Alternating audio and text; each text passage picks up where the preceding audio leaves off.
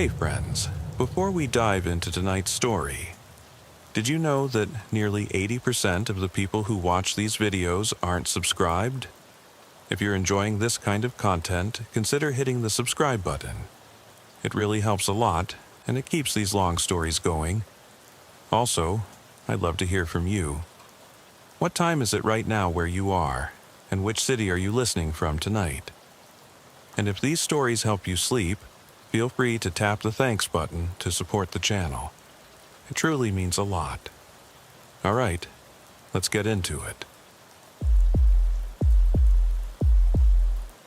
I slid into the driver's seat of my cruiser at precisely 0012. The dash clock glowed an icy green, October 14th, 2002. My breath fogged the windshield, and I cracked the heater vent to chase back the chill. I'm Officer Mark Sullivan, Badge 412, Maple Ridge Police Department. Population, 1,600 and change. The call had come in just minutes earlier. Disturbance at Red Lantern Diner, half-dressed male attacking vehicles. I'd heard worse on graveyard shift, but something about the word attacking in that deserted stretch of Highway 99 felt off. My hand hovered over the radio button as I pulled out, anticipation tightening around my ribs like a vice. I clicked, Sully 1 to dispatch, responding to Red Lantern, ETA 2 minutes. Static, then the faint hiss of the dispatcher. Nobody was around to back me up until at least 10. Streetlights flickered in and out through the mist. The road was slick from earlier drizzle, and as I eased past the last cluster of pines, I thought about home. Warm bed, engine off, lights down low. But duty called. The diner's neon sign buzzed ahead, red letters half burned out, casting a pulsing glow across the deserted lot. I killed the cruiser's engine, heart thundering louder than any motor. With my flashlight in one hand and taser in the other, I slipped out onto gravel. The air tasted of damp earth and stale grease. Somewhere, a loose gutter jangled in the wind. I pressed my shoulder against the doorframe to peer inside. Booths empty, coffee cups wiped clean, the counter glinting under fluorescent tubes. No flicker of movement. Around the side, headlights revealed him. A man in ragged jeans, no shirt, pacing like a caged animal beside a battered Plymouth. His skin was pale under the lights, sweat beaded at his temples despite the chill. He jabbed at the car's hood, scraping metal with dirty nails, eyes rolling, wild, unfocused. I swallowed and called out, voice flat but firm. "Sir, Maple Ridge PD, step away from the vehicle." He froze mid-scratch, head whipping toward me. Pupils blown wide, that glassy sheen in his eyes made me think of a cornered animal.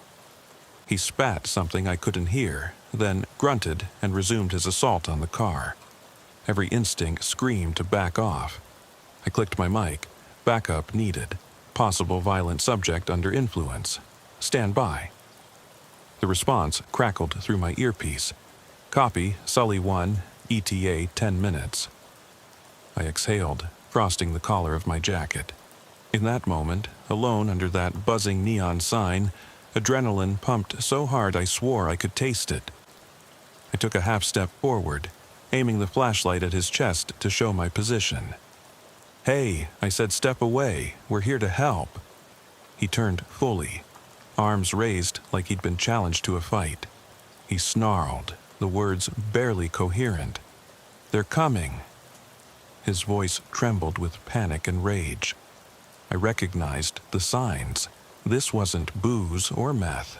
Years on night shift, I dealt once before with PCP-induced psychosis. The rigid posture, frantic movements, superhuman strength. My knuckles whitened around the handle of my flashlight. In training, they'd drilled into us. Verbal de-escalation first, offer help. So I steadied my voice. "All right, I need you to calm down. Sir, you're safe here. Help is coming." He paused, breathing so hard steam rose from his lips. Then he bolted, sprinting at me with an inhuman roar. My heart leaped. I fired the taser. 2 prongs sizzled through the air but missed by inches.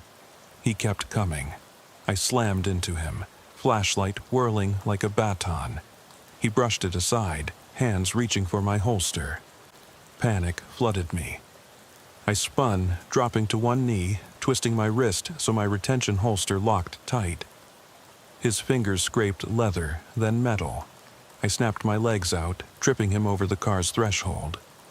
He hit the pavement with a thunderous crack, gravel embedding in his skin. But he was up again in an instant, eyes blazing, rage renewed. The fight blurred. 1 second I was on my feet, the next flat on my back, his weight pinning me to cold stone. Every breath felt like shards of glass in my lungs. My radio lay forgotten on the hood, crackling. I lunged for it, but he swatted it away. Pain screamed in my shoulder where he'd kicked. My jacket split open, bruises already blossoming. Somewhere in the din, the diner's neon sign blinked, casting long shadows across our struggle. I fought to push him off, each shove sending agony through my bruised ribs. My world narrowed to his wild eyes and the iron taste of fear in my mouth. Just when I thought I'd be crushed, headlights carved through the fog. Back up. 2 cruisers screeched in beside us, doors flinging open. Officer Ramirez and 2 others tumbled out, voices shouting commands. The man snarled and swung a fist.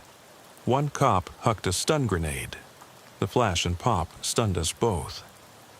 I seized the moment, hooking my arm under the suspects and rolling him away. Gravel bit into my palms, blood cactus pricking every knuckle. He howled as cuffs snapped onto his wrists. A paramedic unit pulled in behind, lights pulsating. I shoved myself up against the Plymouth, body shaking so hard I could barely stand. They lifted him with straps, tucking him into a gurney. His eyes locked onto mine, glowing with a feral intelligence. "They're watching," he rasped, voice thin as ice. Paramedics injected sedative. His limbs went slack. I watched until he was loaded into the ambulance, siren wailing off into the night. My legs gave out and I collapsed against the car, panting, ribs heaving. The neon sign flickered once more and died, plunging the lot into blackness. My mic crackled. "Sully 1 to dispatch. Suspect in custody, ready for transport." My voice trembled. "Copy," came the reply. "Good work." I sat there for what felt like hours, staring at the empty lot. The diner's door stood silent, windows dark. Somewhere inside, the coffee machine hissed. Wherever it was, it sounded off, like something alive. I closed my eyes, picturing that man's gaze, wild and haunted. My radio lay dead on the asphalt. And far in the distance, beyond the reach of every flashlight, I heard a single voice crackle. "Please, don't leave me here." A whisper that wasn't in my ear, but beneath my skin. The ambulance doors slid shut behind the stretcher with a pneumatic hiss that echoed through the empty lot.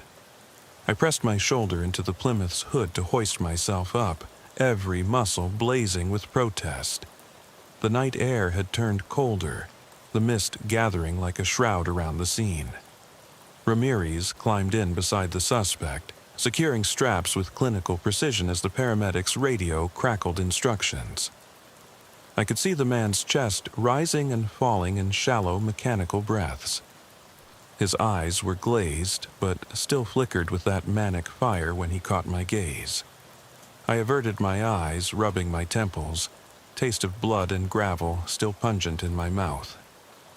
The stretcher's wheels rattled over gravel as they pushed him into the ambulance bay. Lights pulsed red and white, slicing through the fog, painting the trunk of my cruiser in dizzying patterns. I slid into the passenger seat of Ramirez's car before he even turned the engine over. "You okay?" he asked softly, voice low. The question hung in the air heavy as a coffin lid. I nodded, running a hand through my hair, knuckles streaked with crimson where I dug into the pavement. By the time we arrived at the county hospital, siren slashing through deserted streets, my heart had slowed to a ragged stutter. Under the harsh fluorescence of the emergency entrance, voices rallied around us. Nurses in scrubs, orderlies with wheeled carts, the endless hum of machines. Ramirez stayed at my side until they guided the suspect inside. I watched through the glass doors as they stripped him of restraints, attached IV lines, and ordered a barrage of blood tests. Only then did I allow myself to breathe. Back at the station, the clock on the wall read 2:47. I unhitched my holster, loosening the belt that felt tighter now than any handcuff. My uniform was streaked with mud and smeared with blood. In the locker room's grimy mirror, I saw a stranger's face, eyes shadowed, jaw clenched, cheeks hollow. I closed my eyes and whispered, "Just do your report." But my hands trembled. I took my report folder into the briefing room, a cinder block bunker lit by flickering tubes. Lieutenant Watkins leaned against the podium, arms folded. "You and Ramirez handled this," he said without preamble. "Good work, but we need a full statement. Timeline, witness logs, forensic photography. I want it by noon." He paused, studying me with hooded eyes. "And Sully, take the rest of the shift off. Go home, get checked out." Home. That word felt like a lie. I stared at the exit door, every locker and bulletin board blurring into a smear of beige and gray. Instead of punching out, I walked to the evidence room. Ledgers, photos, the suspect's blood-spattered jeans locked in a plastic bag. I flipped through the snapshots. The jagged scrape on the Plymouth's hood, the deep gouges where he'd sunk fingernails into metal, the wide-angle shot of 3 cruisers forming a triangle around him like phalanx. My boots felt anchored to the linoleum. Late paperwork is a silent killer of thought. I composed my initial statement, my cursive looser than usual, words stumbling across the page. Subject exhibited extreme agitation, possible substance-induced psychosis, physical engagement necessary to prevent injury or weapon seizure. Backup delay contributed to escalation. I wrote extreme agitation 3 times before settling. Each repetition felt like scratching at a wound. After 7 pages, I closed the binder, rub of pen dragging across the final line like a tombstone. Headlights flashed outside. Ramirez knocked and entered quietly, carrying 2 steaming cups of coffee. "They're from Mrs. Lane," he said, nodding to the evidence room window. "She insisted." I took the cup with a grunt of thanks, the heat seeping into my fingers. The coffee tasted bitter, burnt grounds clinging to my tongue, but a welcome jolt. We sat shoulder to shoulder, the hum of station fans ticking overhead. "You know," Ramirez began, voice low, "when that guy first lurched at you, I thought you were done for." He swallowed. "I've never seen anything like that. I've seen fights, domestic calls, high-speed chases, but that..." He shook his head, eyes distant. He wanted that gun so bad. I stared at the mug, steam drifting past my face. "I thought I'd lose it," I admitted. The words tasted like defeat. "If he had..." "Don't finish that sentence," Ramirez said gently. "You did what you had to do."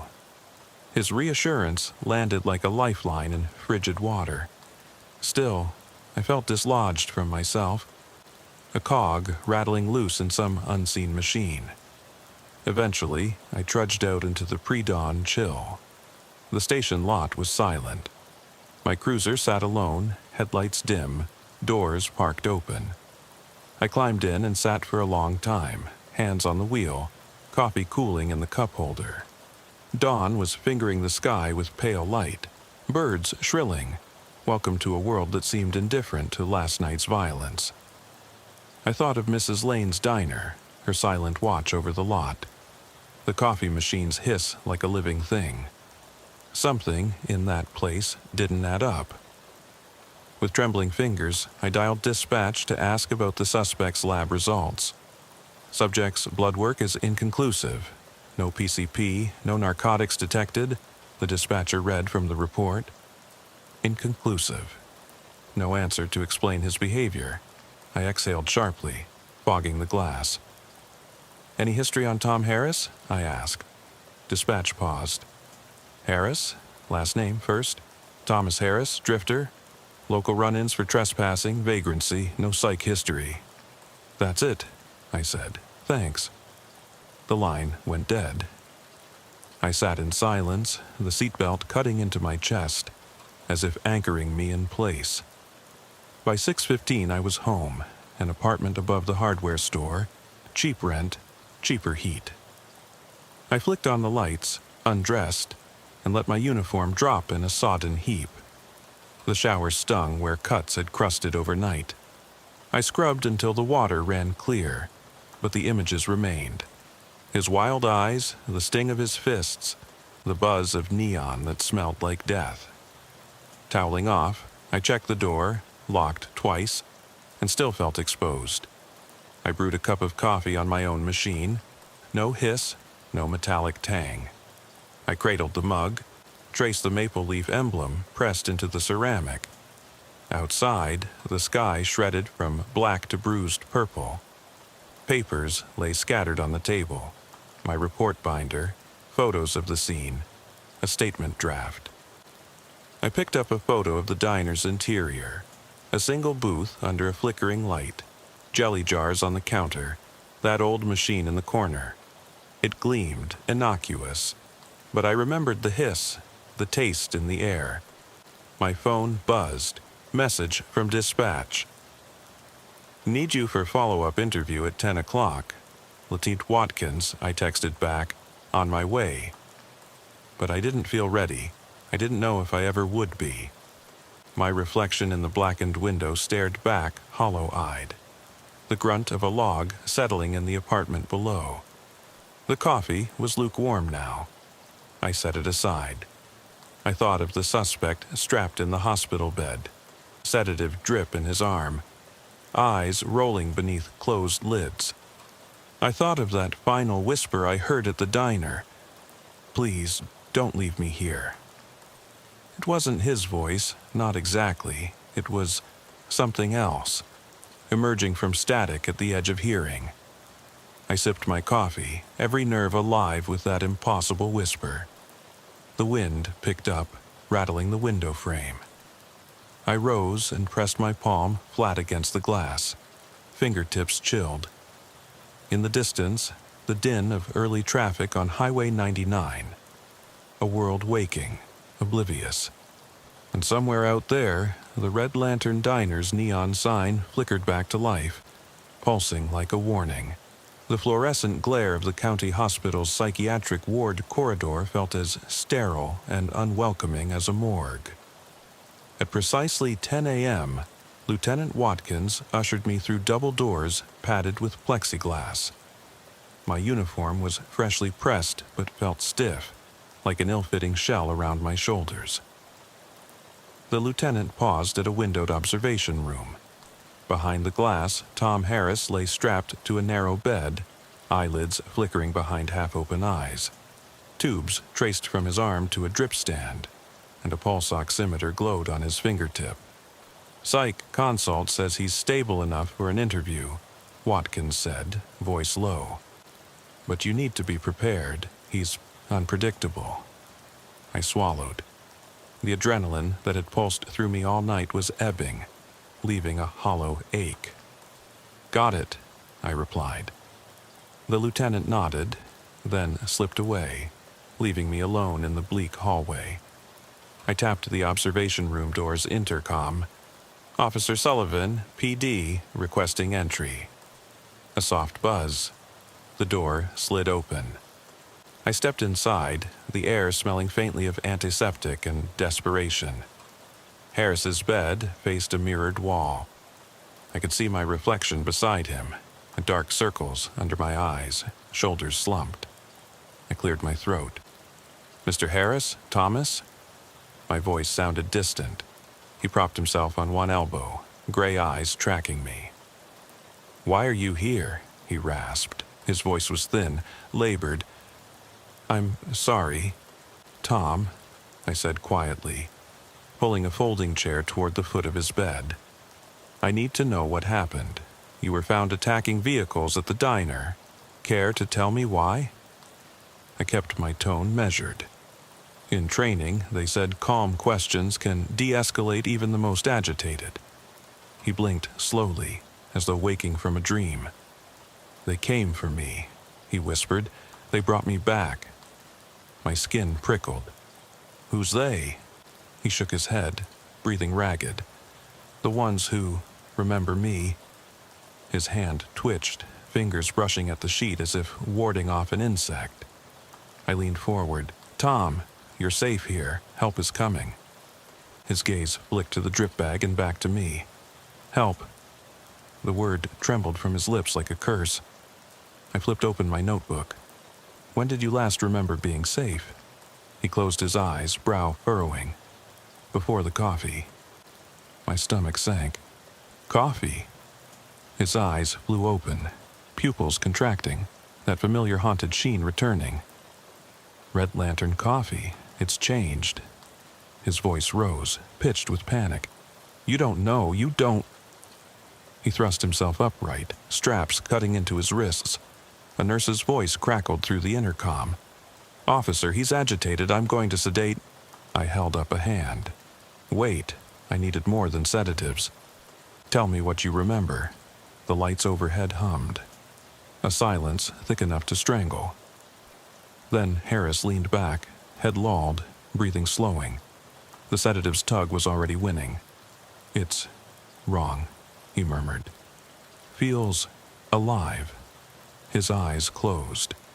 I watched until his breathing steadied, then rose and left the room, heart drumming an uneasy rhythm. Outside, Watkins waited. How'd it go? I rubbed my temple.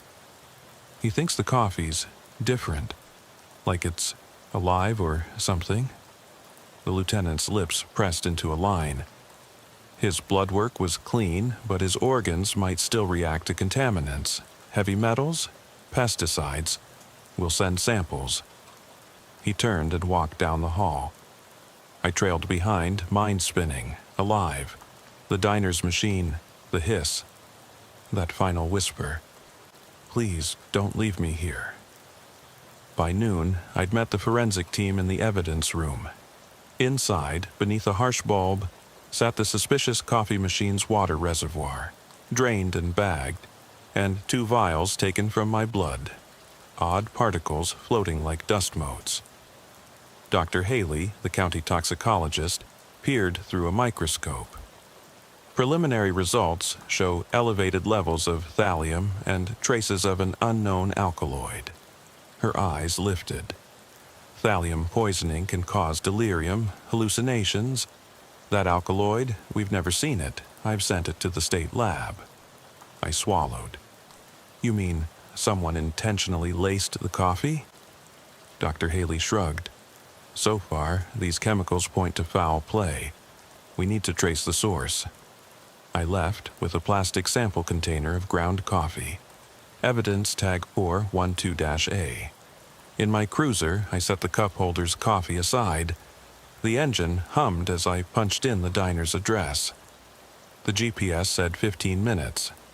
I drove past farmland waking under cold sun, tractors idle in frost-tipped fields. Maple Ridge was stirring. Kids in yellow jackets waited at bus stops. Neighbors walked dogs.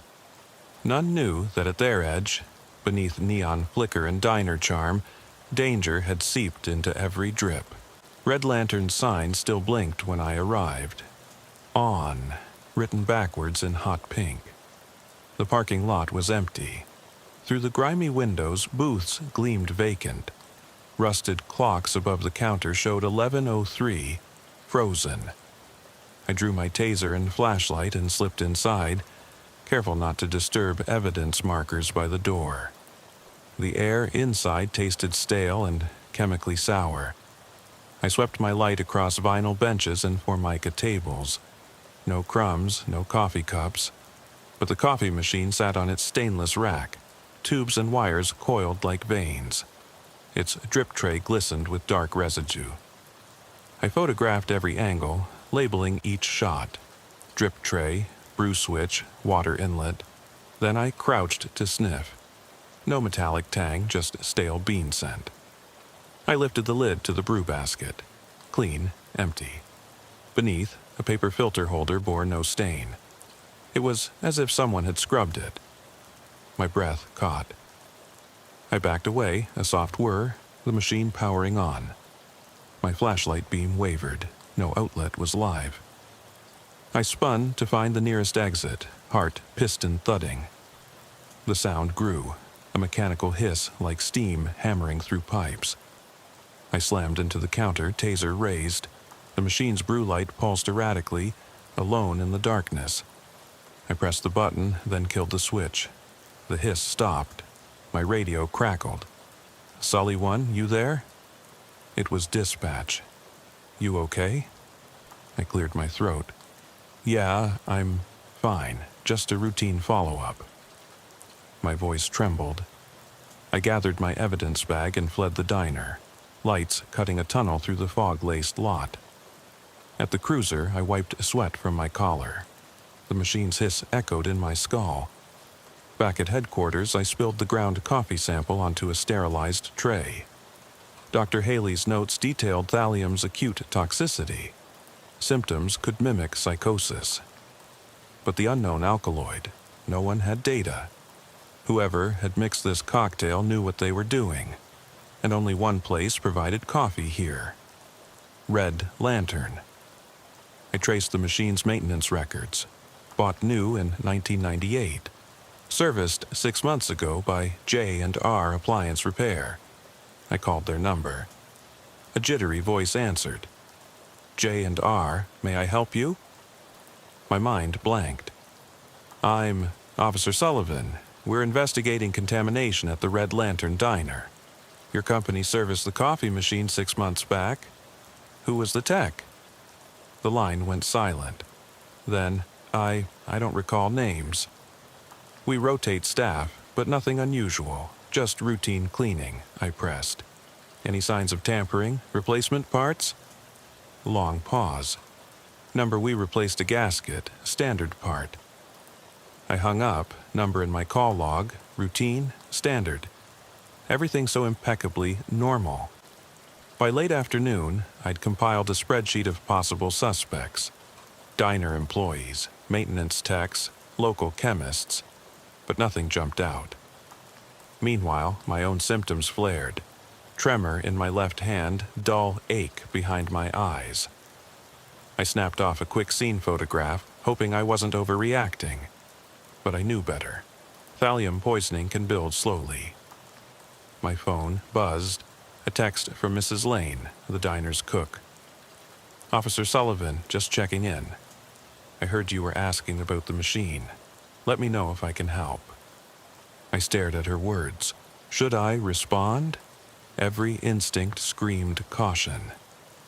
Instead, I tucked the phone in my pocket and drove home, crossing the old iron bridge where water ran black beneath.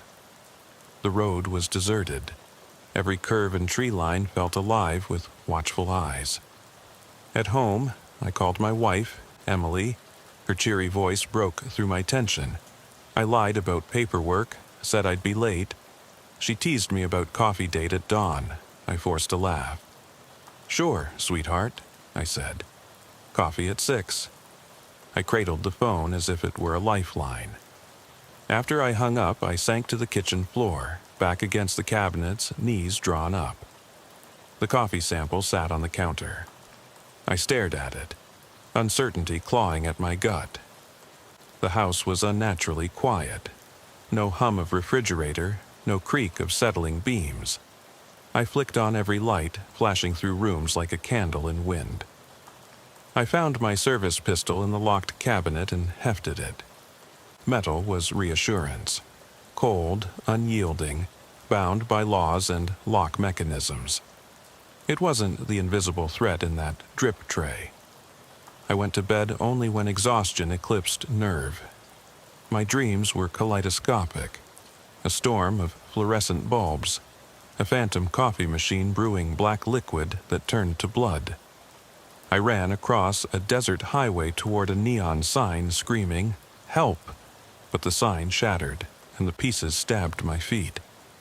I woke choking, sweat-soaked sheets clinging to my skin. The clock read 3:13, far too early. I lay rigid, heart pounding, as distant thunder rolled. Rain began to patter against the window pane in irregular rhythms. By 6 a.m., I was at the dining table with my cup of coffee, bitter enough to sting my throat. Emily slumped beside me, eyes half closed. "Rough night?" she murmured. I forced a smile. "Just the usual." She didn't buy it, but she didn't press. I sipped, each swallow a pact. I would keep going, keep searching for answers. If someone had messed with that machine, they would need to be stopped, before more people ended up like Tom Harris, half mad in a hospital bed. I loaded my cruiser with evidence bags, notebooks, a half-empty thermos of coffee. In my vest pocket, a small bottle of atropine, standard issue for chemical exposure. I drove to the address listed for J&R Appliance Repair. A nondescript trailer on Maple Avenue, peeling paint and a fading sign. No cars in the lot. I knocked on the door, no answer. I tried the handle, locked. A single light flickered behind a curtained window. I circled the building, searching for another entrance. At the back, a garage door stood slightly ajar, its hinges groaning. I slipped inside, flashlight beam cutting arcs across scattered toolboxes, industrial solvents, a lone folding chair. The air smelled of motor oil and dust. I cleared my throat. "Hello?" No reply. I edged further, taser in hand, eyes on shadows. At the far end, a desk lamp illuminated a notebook, open to a page of chemical formulas, thallium compounds, scribbled notes about psychoactive alkaloids. My pulse surged. Whoever had serviced that machine didn't operate alone. He'd been experimenting, weaponizing coffee. A soft click behind me. I spun. A figure stepped into the light, coat stained with rust-colored smudges, his face half masked by shadow. I drew my pistol. "Don't move." He raised his hands, palms open. "Officer Sullivan," he said calmly. Voice ringed with controlled panic. "You shouldn't have come here." The hairs on my neck prickled. I steadied the pistol on his chest. "Who are you?" He paused, gaze flickering to the notebook. "Call me. I'm just a technician, but they'll come for you next." My finger tightened on the trigger. The garage door rattled, as though thunder inside. He took a slow breath. "Do you want a cup of coffee?" My heart pounded. Everything else fell away. The thrum of blood in my ears, the hissing machines outside, the distant pulse of neon. I didn't answer. He stepped back into shadow. The notebook's pages fluttered, torn by a breeze I couldn't feel. The formulas blurred into smear, unreadable. I holstered my gun, too many questions chasing each other through my mind. "Stay," I said through the dim, hands where I can see them. He didn't move. The thunderous rat-tat-tat of heavy boots on gravel sounded outside. A squad of cruisers pulled in. Ramirez, Watkins, and an evidence team, faces set with grim purpose. I exhaled, pulse uneven. The technician raised his chin as if in invitation or defiance. It was impossible to tell which. Lightning flickered through a high window, illuminating dripping pesticide sprayers mounted on the walls. The machines for mixing fancy coffee now looked like alchemical tools of a madman. The rain lashed the door, thunder booming like a gavel. And in that charged silence, I realized that once you step off the beaten path, once you draw breath near the edge of knowing, there is no turning back. The world shifts under your feet, coffee machines hiss, shadows breathe, and ordinary nights become death traps. I swallowed, mind racing. Who was the true predator? Tom Harris, delirious over hot drip brew, or the person standing in the dark waiting to finish what they started? I holstered my pistol as Lieutenant Watkins and Officer Ramirez closed the distance on the technician, their cuffs snapping tight around his wrists before he could protest. His face was pale beneath the flickering garage lamp, eyes darting like trapped rats. I stayed back a step, heart pounding, flashlight beam dancing across his shoulders where rust-colored smudges stained his coat. The rain hammered against the corrugated metal roof in uneven drips, echoing around us like a restless heartbeat. Watkins read him his rights with clipped precision while Ramirez rifled the desk, securing the notebook of chemical formulas and a half-empty container of commercial coffee grounds. The technician's voice cracked as he whispered, "You don't understand. It wasn't supposed to end like this." His words drifted into the static of our radios, drowned beneath the thunderous downpour. I scanned the toolboxes lining the walls. Sprayers, solvent cans, a solitary gas mask hanging like a grim sentinel. Every surface was coated in a film of motor oil and dust. In the corner, an old stereo crackled to life before dying in a gasp of static. The world felt unmoored, edges softened by the haze of adrenaline. Ramirez hustled the technician into the back of a cruiser. The suspect slumped against tempered glass with a look of defeated bewilderment. Watkins turned to me, voice low. "Get that machine secured. We need to send it to Crime Lab for analysis. I'll call for hazmat." I nodded and crossed back to the coffee machine, its polished chrome surface dull in the gloom. The drip tray still glistened with residue I dared not touch without gloves. I lifted the cover at the top. Slick tubes and coils glinted like veins. I snapped photographs, labeling each 412-M1, careful not to disturb the evidence markers already placed by the techs. Lightning glinted through the high window, illuminating the machine's front panel. Brew switch, power light, water gauge. I tested the brew switch again. It clicked, but no hiss followed. The wiring looked intact. Whoever had wired it to deliver thallium or that unknown alkaloid had done it inside the reservoir or water line, not in the control panel. I slipped on nitrile gloves and pried open the reservoir cap. Water pooled inside, its surface oily and tinted a dull gray. I collected a sample into a sterile vial and tagged it 412-W1, then wiped the exterior with a swab, bagging the swab strip as 412-S1.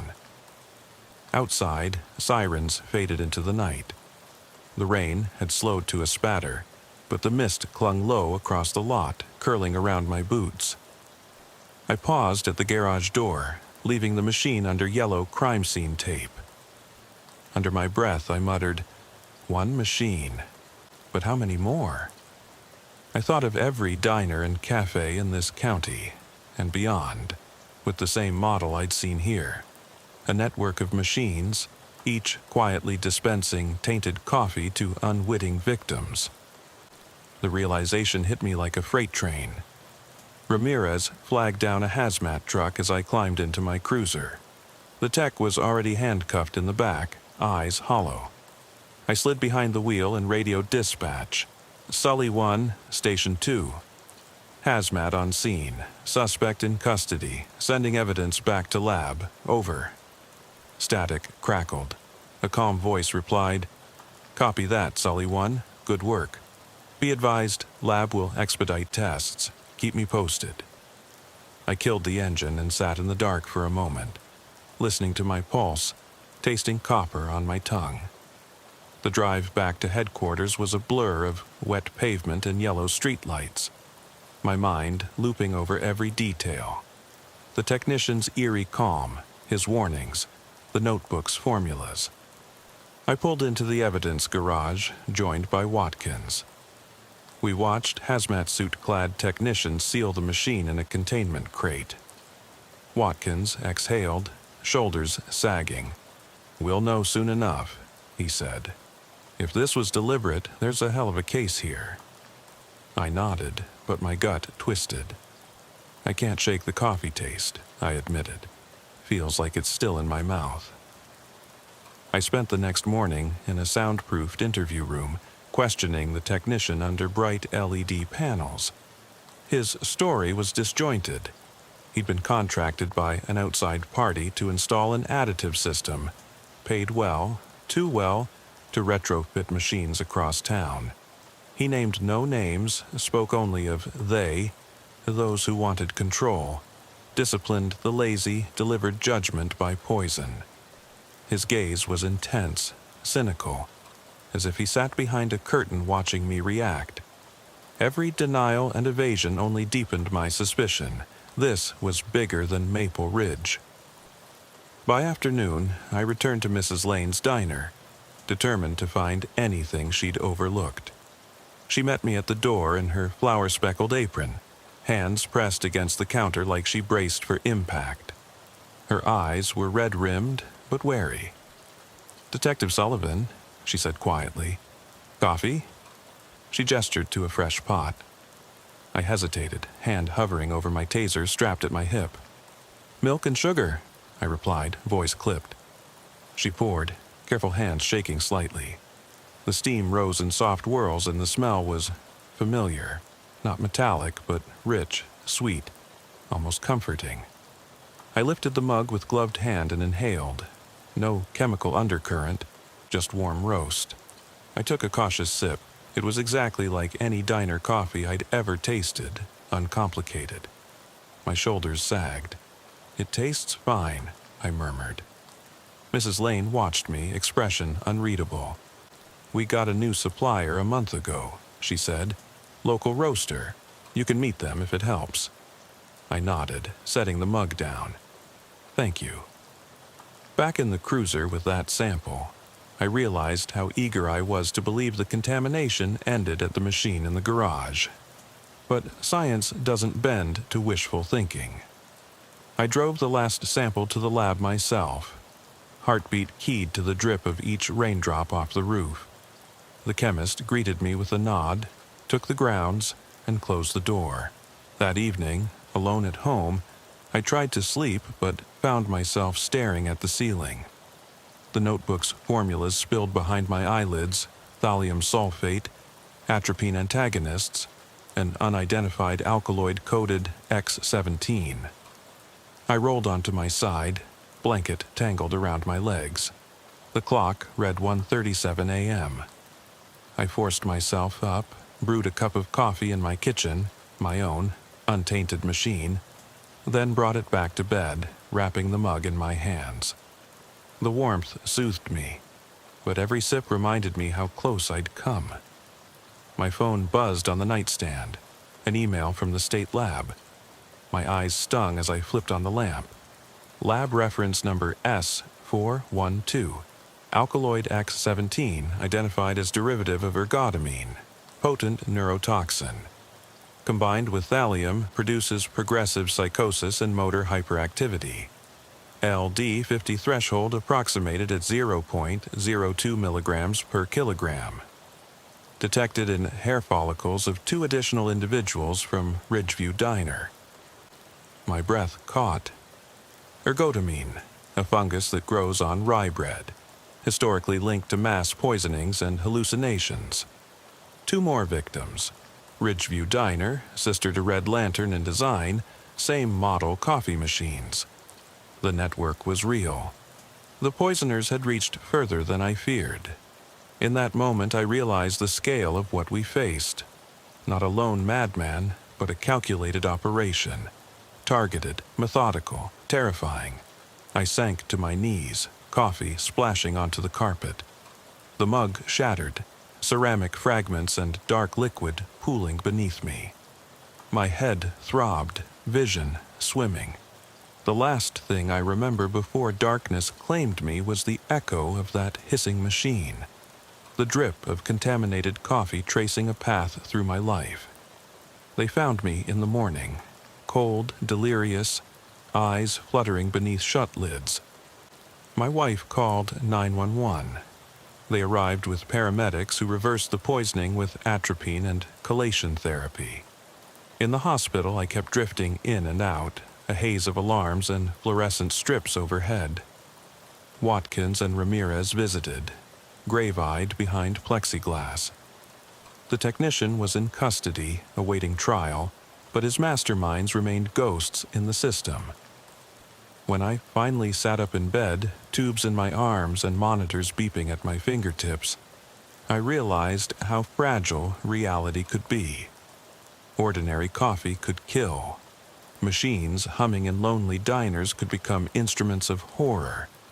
And the people behind it, the ones who met in secret to calibrate dosages and engineer psychosis, walk free, hidden in plain sight. I stared out the window at the hospital's neon cross bleeding into the dark sky. The electric hum reminded me of the diner's sign, and of that final whisper, "They're watching." My reflection looked back at me, hollow-eyed. Was I still under the influence? Or had I woken from a nightmare that would never truly end? The nurse adjusted my IV and asked if I wanted water or more coffee. I met her gaze. "Black," I said softly, leaning forward. My voice was raspy but steady. She hesitated, then nodded and left.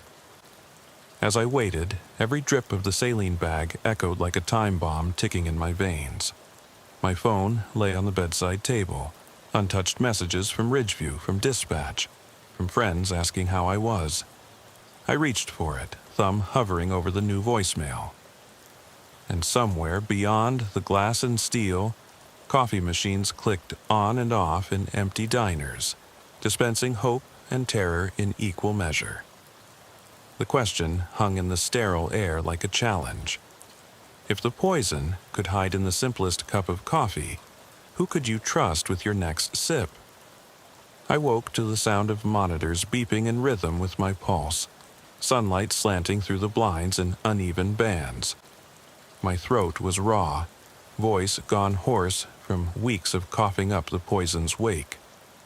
I lay still for a moment, listening to the quiet hum of hospital life beyond my door. Footsteps in the hallway, distant fragments of conversation, the clink of metal trolleys.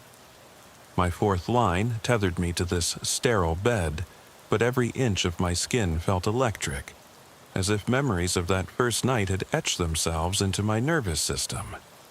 When the nurse came in at shift change, I asked for black coffee.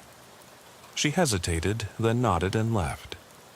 I closed my eyes against the memory of that hissing machine. Hours later, she returned with a disposable cup from the hospital cafeteria. I cradled it between trembling hands, inhaling the familiar aroma, a halo of warmth in my palms. Only when I was certain it was safe did I sip. Bitter, dull, perfectly ordinary. Lieutenant Watkins visited that morning, his face stubble rough and eyes heavy. He pulled up a chair. "We got a few more leads," he said quietly. The state lab traced the alkaloid's precursor to a research facility in Seattle. Someone ordered small batches of ergotamine compounds under an alias. He slid a printout across the bedside table. Shipping logs, partial addresses, code names. I squinted, trying to make sense. They used the same alias to book 3 rooms at Motel 6 in Grants Pass, Medford, and here in Maple Ridge, all within 2 weeks of the first poisoning. He tapped the paper. They were setting up a network. My stomach turned. The scale was worse than I'd feared. "You think there are more machines out there?" I asked. He exhaled. "Every diner, every cafe, anywhere that chain model was common, someone could be waiting." He stood. "Once you're cleared, I want you back on cases.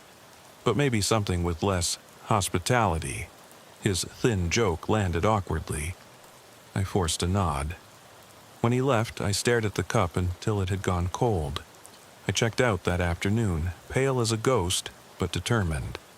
Emily met me at the entrance, worry etched on her face. I hugged her, arms heavy, breathing in her scent.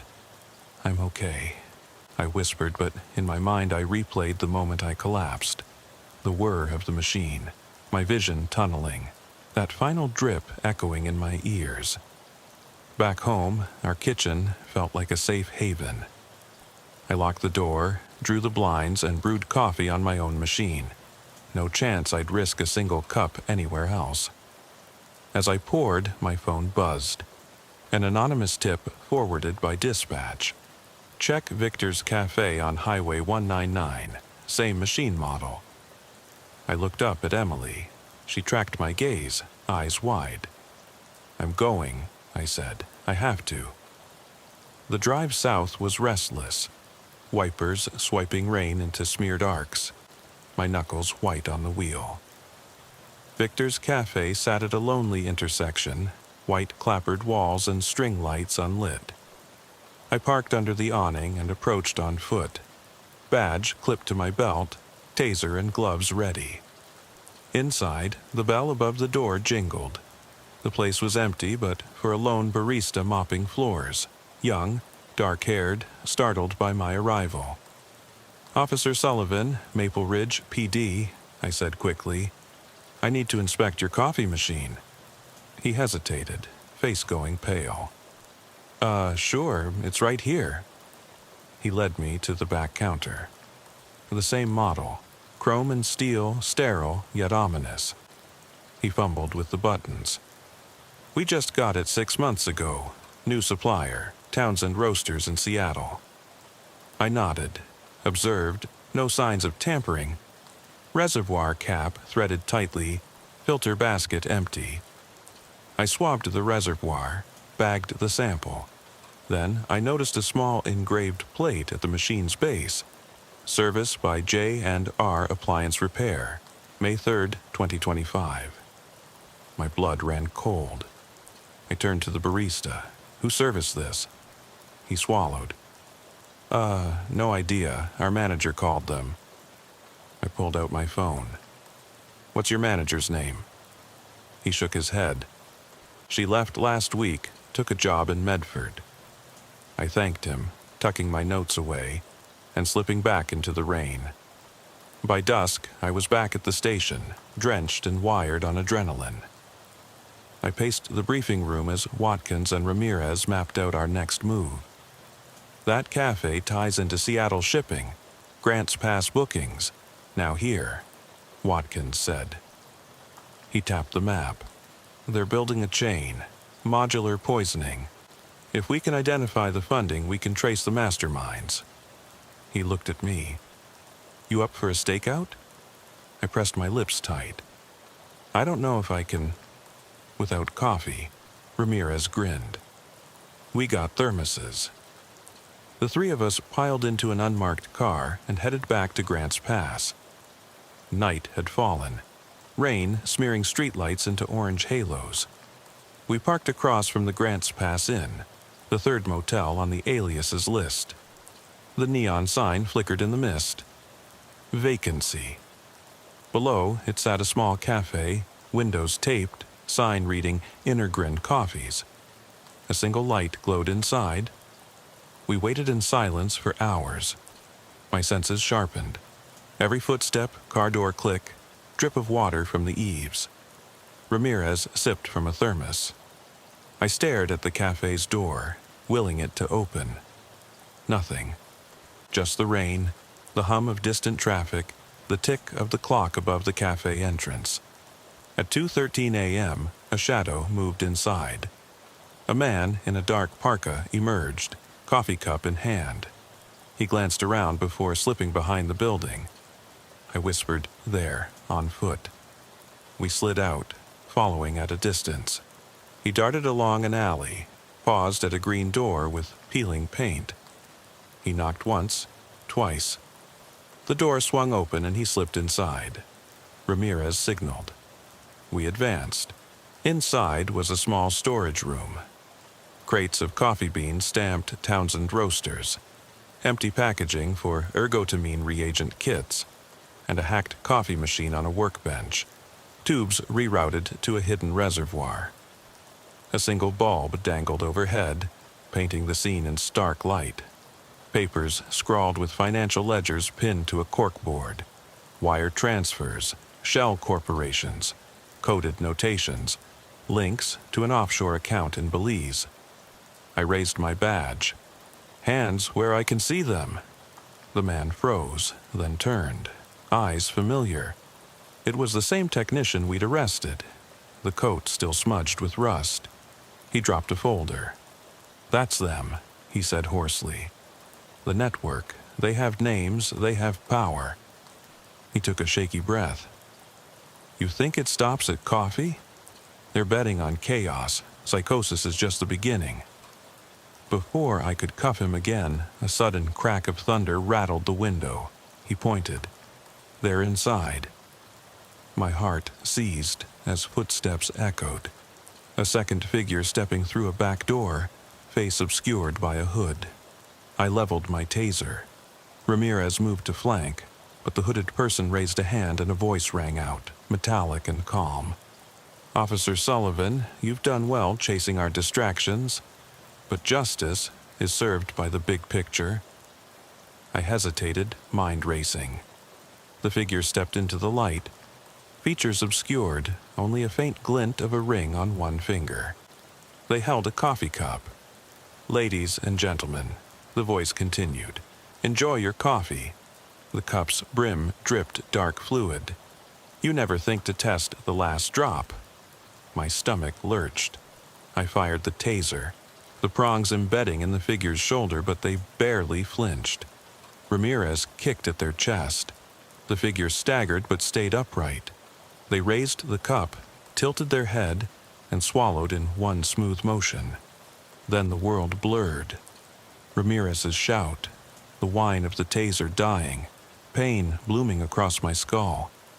I covered my eyes as the figure backed away. My vision darkened to edges. When I opened my eyes, I was slumped against the workbench, Ramirez beside me, bruised but alive. The hooded person was gone. The makeshift lab lay half destroyed, spilled beans, cap removed from reagent kit, wires dangling. The technician lay prone, blood pooling beneath him. The folder lay open, pages of names. Local officials, business owners, even a few police officers. Each name coded with a machine's serial number. Ridgeview Cafe, Victor's, Red Lantern, Inner Grind, and a final line. Dorchester County, upcoming rollout. I bolted upright, adrenaline ravaging my limbs. There in Dorchester, that's on the East Coast. Ramirez nodded, scanning the folder in disbelief. The plan was bigger than all of Oregon, a coast-to-coast network. We have to alert the feds, he said. I grabbed my radio. Sully 1 to dispatch. Request immediate federal assistance. I have evidence of interstate chemical weapons distribution. Outside, rain pelted the alley in sheets. Sirens howled closer, but the world felt out of joint. I dropped to my knees and thumbed the hooded figure's discarded cup. It was empty, but for a smear of dark residue. I lifted it to my nose. No metallic tang, just acrid bitterness. My mind reeled. They'd drunk it themselves to prove loyalty or innocence. Either way, they weren't afraid. Whoever orchestrated this had resources, reach, and the willingness to drink poison last. We secured the scene, packing evidence, tending to the technician. By dawn, federal agents swarmed the motel and cafe, helicopters circling overhead, tracer teams in hazmat gear. I answered questions in the rain, my uniform plastered to my skin. Emily arrived, drenched and huddled under an umbrella, fear and relief warring in her eyes. I embraced her, closing my own panic behind a mask of professionalism. The investigation snowballed. Indictments, raids, court filings. News headlines screamed, "Coffee terror plot foiled," and "Cops versus caffeine conspiracy." I testified in D.C., my words echoing in grandiose chambers. But behind the scenes I felt hollow. The network's top architects remained shadows. Shell entities, untraceable trusts, lawyers in offshore havens. They were always one step ahead.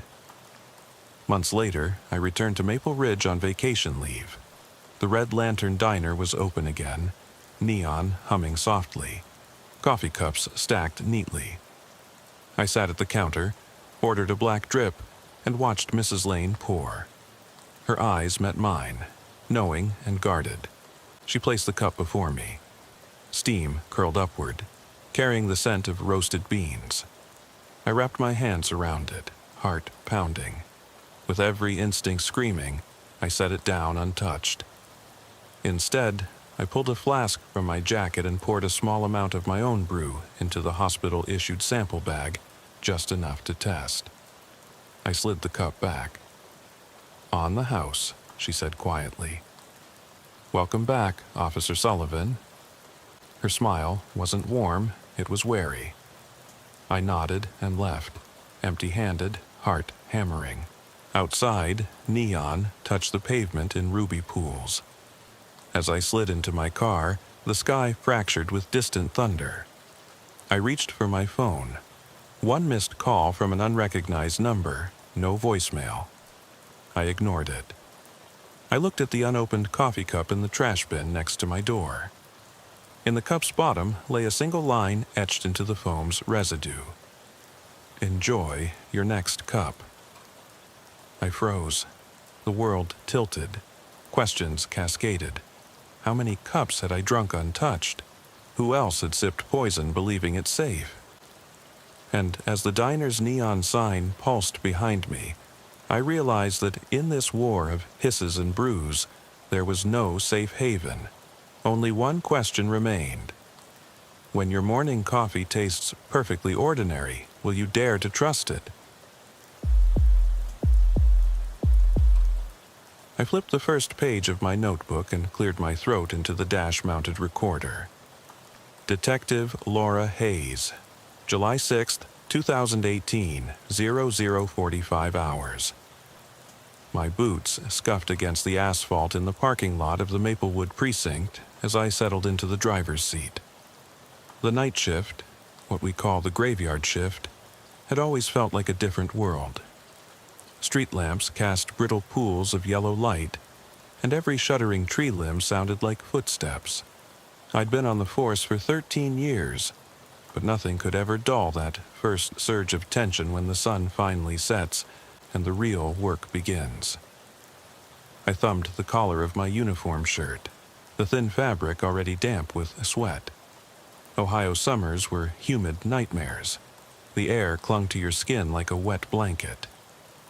I'd grabbed my coffee from the precinct's break room 5 minutes ago, but it was already lukewarm. The fluorescent lights overhead flickered softly as I idly traced the condensation on the styrofoam cup. I felt the buzz in my shoulders, the leftover adrenaline from a routine property damage call an hour earlier. I never truly unwind until dawn breaks and the shift ends. My partner, Officer Marcus Reed, was still at the station completing paperwork.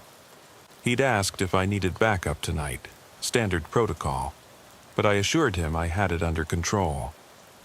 Backup never came fast enough when it counts anyway. Solo patrol was part of the job. When you're the first one on scene, you only have yourself to rely on. At 00:52, the radio crackled. All units, domestic disturbance in progress. Possible shots fired. Location 130 Crestwood Drive. Respond. Code 3. My grip tightened on the steering wheel. 10-4, I replied, switching on the siren. The black and white leapt forward, its red and blue lights dancing off the low-hanging eaves of suburban homes. The engine's roar was my forward heartbeat, as I accelerated down Elm Street, the tires whining against the asphalt. Crestwood Drive was a narrow cul-de-sac lined with maple and oak trees, their branches arching overhead like gnarled sentinels. At the center stood a two-story ranch house, number 130, its vinyl siding streaked with rain from last night's storm. A single balcony jutted out above the garage, white railings now glinting under my spotlight. The entire street felt frozen in that moment. A deer statue in a front yard, but one glance at the swirling blue light told me it was anything but peaceful. I throttled the engine to a stop 10 feet from the curb, killed the siren, and grabbed my flashlight and radio mic. The beam cut through the darkness, revealing a scattering of gravel on the lawn, tiny stones stained pink. I crouched low, edged toward the house, and called out, "Maplewood PD." "Detective Hayes." Silence answered me, thick like cotton. Then came the telltale sound, the clack of shoes on wood above, quick and panicked, like someone trying not to be heard. My heart pounded. Standard approach would be to wait for uniformed units, but the dispatcher's tone meant there was already chaos inside. I edged up the front steps, my flashlight trained on the balcony railing. The sliding glass door was cracked open, shards of glass slivered at our feet. I took a breath, pushed it the rest of the way, and vaulted onto the balcony in one smooth motion.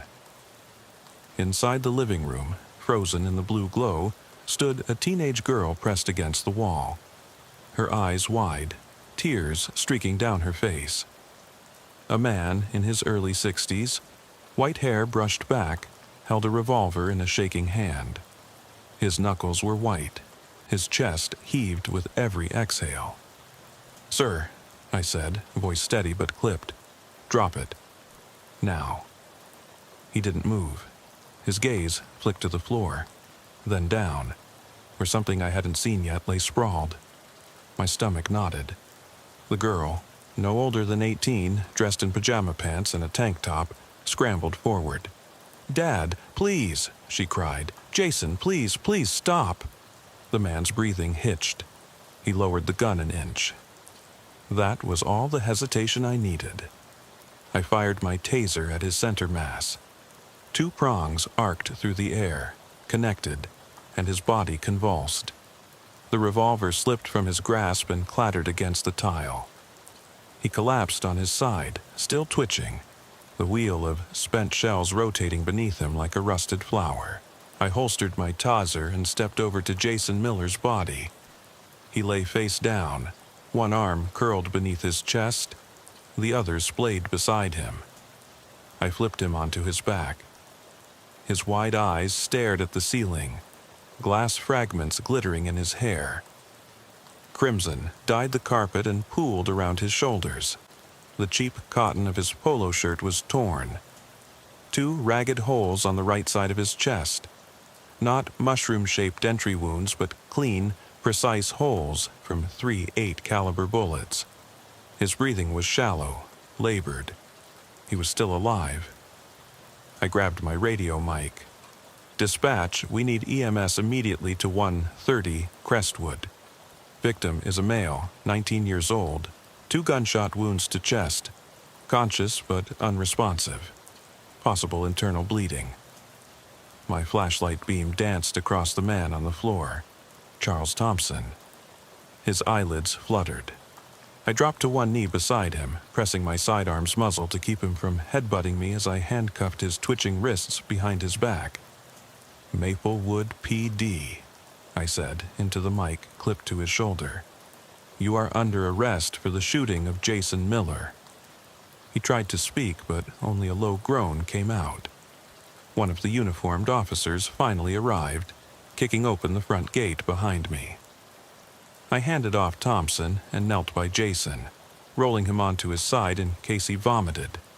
His lips were gray, eyes unfocused. "Hang on, kid," I murmured. "Help is coming."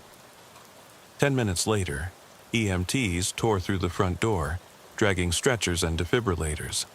Their presence split the dark hush into buzzing chaos, shouting, the whir of pumps, the mechanical hiss of oxygen masks. I hovered at the edge of the scene, watching them strip Jason's shirt, press gauze to his wounds, and flip him onto the stretcher. Each motion was professional, urgent, but I felt it in my bones. We were too late. As they wheeled him past me, I caught glimpses of his face, a boy's face with hopes and fears, and mornings yet to come. He didn't look back, eyes glazed. I followed the gurney down the steps, past a sobbing Emily clinging to the frame of the sliding door. The dump truck roar of the ambulance engine momentarily drowned out her cries as she sprinted to Jason's side. Inside the ambulance, the EMT performing chest compressions gave me a quick look. "He's bleeding out, Detective," she said, her voice cold with regret. I had the same knot in my throat, but I couldn't let it show. "Continue CPR," I barked. "Pump harder." For 5 minutes, we fought for his life. I watched each compression, each shot of epinephrine. I counted time by the flat lines on the monitor. But at 1:22 hours, the machine went silent. No pulse. I slipped on gloves and felt for carotid, and found nothing. I stood, the fluorescent lights inside the ambulance blurring as tears welled in my eyes. I turned away so Emily wouldn't see me. Outside, Officer Reed placed a hand on my shoulder. "I'm sorry, Laura." He wasn't just saying it, he meant it. I slipped back into the house alone, the once cozy ranch bathed in police lights. The revolver lay abandoned on the balcony floor. I picked it up, inspected the cylinder, 6 spent casings. 6 shots fired into a kid who'd been pleading for his life 15 seconds ago. I set the weapon down on the coffee table and exhaled, tasting blood and dust in my mouth. Then I pulled out my notebook and clicked record again. What started as a simple mistake became something much darker, I said, voice hoarse. "Stay with me." I pocketed the recorder, stood up, and looked out the sliding glass door at the sprinklers still running from earlier that night. Tiny beads of water caught the red and blue lights like falling tears. I knew what I'd done next would haunt me for the rest of my days. I just didn't know exactly how yet. I climbed into the back of the coroner's transport as they wheeled Jason's stretcher past me, the doors sliding shut with a pneumatic sigh. The white van sat idling, its interior bathed in that antiseptic glow you only find in hospital corridors. I leaned forward, my chest tight, and pressed a gloved palm against the cool steel wall. Outside, the night was an echo chamber of distant sirens and insect hymns. Somewhere in that darkness, Emily was still screaming. By 2:15, I was back at the precinct, the fluorescent lights practically burning my retinas as I stamped through the crime scene log, adding Thompson, Charles, charged with manslaughter next to the time. My hands trembled enough that the ink smudged. I cleaned my glasses on my sleeve and forced the smear into compliance. Protocol demanded I interview every witness, collect every scrap of evidence. But all I could think of was that boy's face, half gone, his mouth agape as if still crying out. I told myself repeatedly, "This is my job, this is procedure." Yet I felt detached, as though watching someone else's life on a broken monitor. I paged through my notebook. The scribbled timeline marched on. 00:45, dispatched, 00:52, arrival, 103, shots fired, 10:22, pronouncement, 10:45, suspect in custody. Next, I needed Emily's statement. I found her in the interview room, legs tucked beneath her on a plastic chair, knees stained with grass. Her red-rimmed eyes fixed on the floor tile. A thin hoodie hung off her shoulders like a shroud. "Emily," I began softly, pulling up a second chair, my tone as gentle as I could manage. "I know this is hard, but I need you to tell me everything you remember, step by step." She lifted her head. Her face was pale, eyes luminous with fresh tears. He said he loved me," she whispered. "He thought it would be romantic. He called me earlier, said, 'Wait by the balcony.' And I thought he was kidding." Her voice cracked. "Then I heard the creak. I saw his silhouette. I saw Dad. He wasn't always like that. He used to tuck me in, read me stories. But then he lost Mom, and I guess he got worse." I nodded, pen hovering. "When you saw your dad with the gun, what did he say?" She hesitated, swallowing. "He called him an intruder. He yelled, 'Get out!' Then the first shot. Jason fell, and I screamed. I screamed so loud my throat burned. Dad didn't hesitate. He reloaded. He shot 6 more times. I tried to stop him, but he shoved me back inside." She shook her head, as if the motion could wipe away the image. I couldn't believe it. I couldn't believe Dad could do that. I jotted notes. The 6 more times was the key. Overkill. "Thank you," I said quietly. "One more thing. Did you see your dad's expression?" Emily's lip trembled. He looked calm, like he was finishing a job, no remorse. "Okay." I closed my notebook and covered it with both hands. "You did great. We'll get you home soon." I escorted her to the family room, where an officer offered her bottled water and a blanket. In the hallway, I paused and inhaled deeply. I could still taste the copper of Jason's blood. The scent clung to my uniform. I rubbed at the collar until sweat blurred the fabric. By 3:30, the crime lab technicians were gone. The forensics van departed under strobe lights. I walked the perimeter one last time. The shattered glass still glinted. The porch railing bore a fresh scuff. The grass, trampled into the shape of a boy's final landing, was matted and damp. I collected one of the spent casings near the balcony's edge, an empty shell marked .38 SPL, and tucked it into an evidence bag. It would join the other 5 from the second volley. Our ballistic expert would compare rifling marks later, but Charles Thompson's thumbprint was already on the trigger. When I finally cleared the scene at 4:05, dawn's first gray tinge was creeping into the east. The cicadas had fallen silent, replaced by the low hum of traffic engines starting for the morning commute. I shook my head, trying to dislodge the ghosts that clung. My partner Marcus was leaning against my cruiser, sipping cold coffee from a styrofoam cup. "You okay?" he asked, voice tight. I exhaled. "That kid didn't deserve that." Marcus nodded. "I know." He keyed his radio. "Dispatch, 10 to 8, Hayes 10 to 8. I felt my own knuckles whiten as I gripped the mic. The radio crackled. "Copy that, Detective." We drove back to the station in silence. The sunrise was a pale witness to our exhaustion. I clocked out of the night shift report without glossing over anything. Witness testimony, shell casings, suspect behavior. I added my own observations about Emily's trauma, the suspect's cold demeanor, my personal reaction. Supervisors would review it at 8 a.m. I didn't want to think about it yet. Home felt impossibly distant. My apartment was a single-bedroom unit above an old Greek diner off Main Street. The neon sign below, Gigi's Diner, open 24 hours, buzzed like a broken warning. I pushed open the door, and the smell of cinnamon rolls and stale coffee hit me all at once.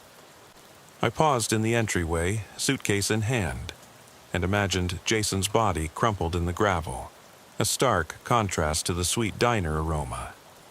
I dimmed the overhead light and flicked on the kettle. Tea, I figured, would soothe my rattled nerves. While the water boiled, I lay out my uniform across a chair, noticing for the first time the patch, a silver eagle clutching arrows and an olive branch. I touched it absently, wondering if it symbolized justice or just the crushing weight of responsibility. I poured tea into a chipped mug and dragged myself onto the couch. The TV flickered on, tuned to the morning news. A local anchor rattled off the day's weather. Expect sunshine, high of 85. I wanted to mute it, but the mundane chatter felt like a lifeline to normalcy. My phone buzzed. An alert from the department. Ballistic report pending. Suspect's bail set at $500,000.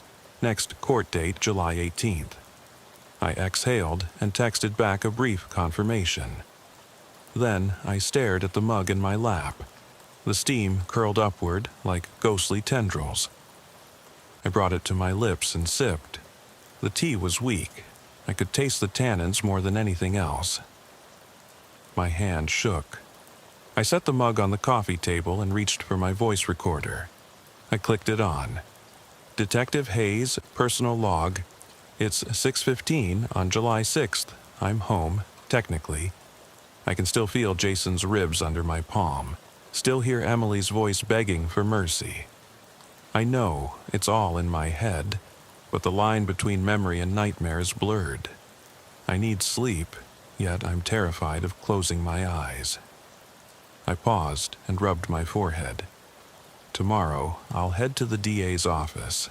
I'll testify. I'll stand in that courtroom and tell them what a scared kid he was, how he begged for his life. But tonight, I'm afraid the memory will follow me into the dark. I clicked it off. I tried lying down, but my mind spun. The image of Charles Thompson reloading, his eyes vacant. Emily's face twisted in horror. The flash of my taser, the crunch of gravel under my boots. Every sound made me jump. At 7:45, I gave up on sleep and crawled back to my desk, clearing space for my laptop. I called a detective in juvenile services whom I'd worked with before. She agreed to check on Emily's placement with a trauma counselor. Then I drafted a preliminary report for the DA, describing emotional states, procedural timing, and possible mental health evaluations for Thompson. By mid-afternoon, I was back at the precinct, but night had already crept into every crevice of my thoughts.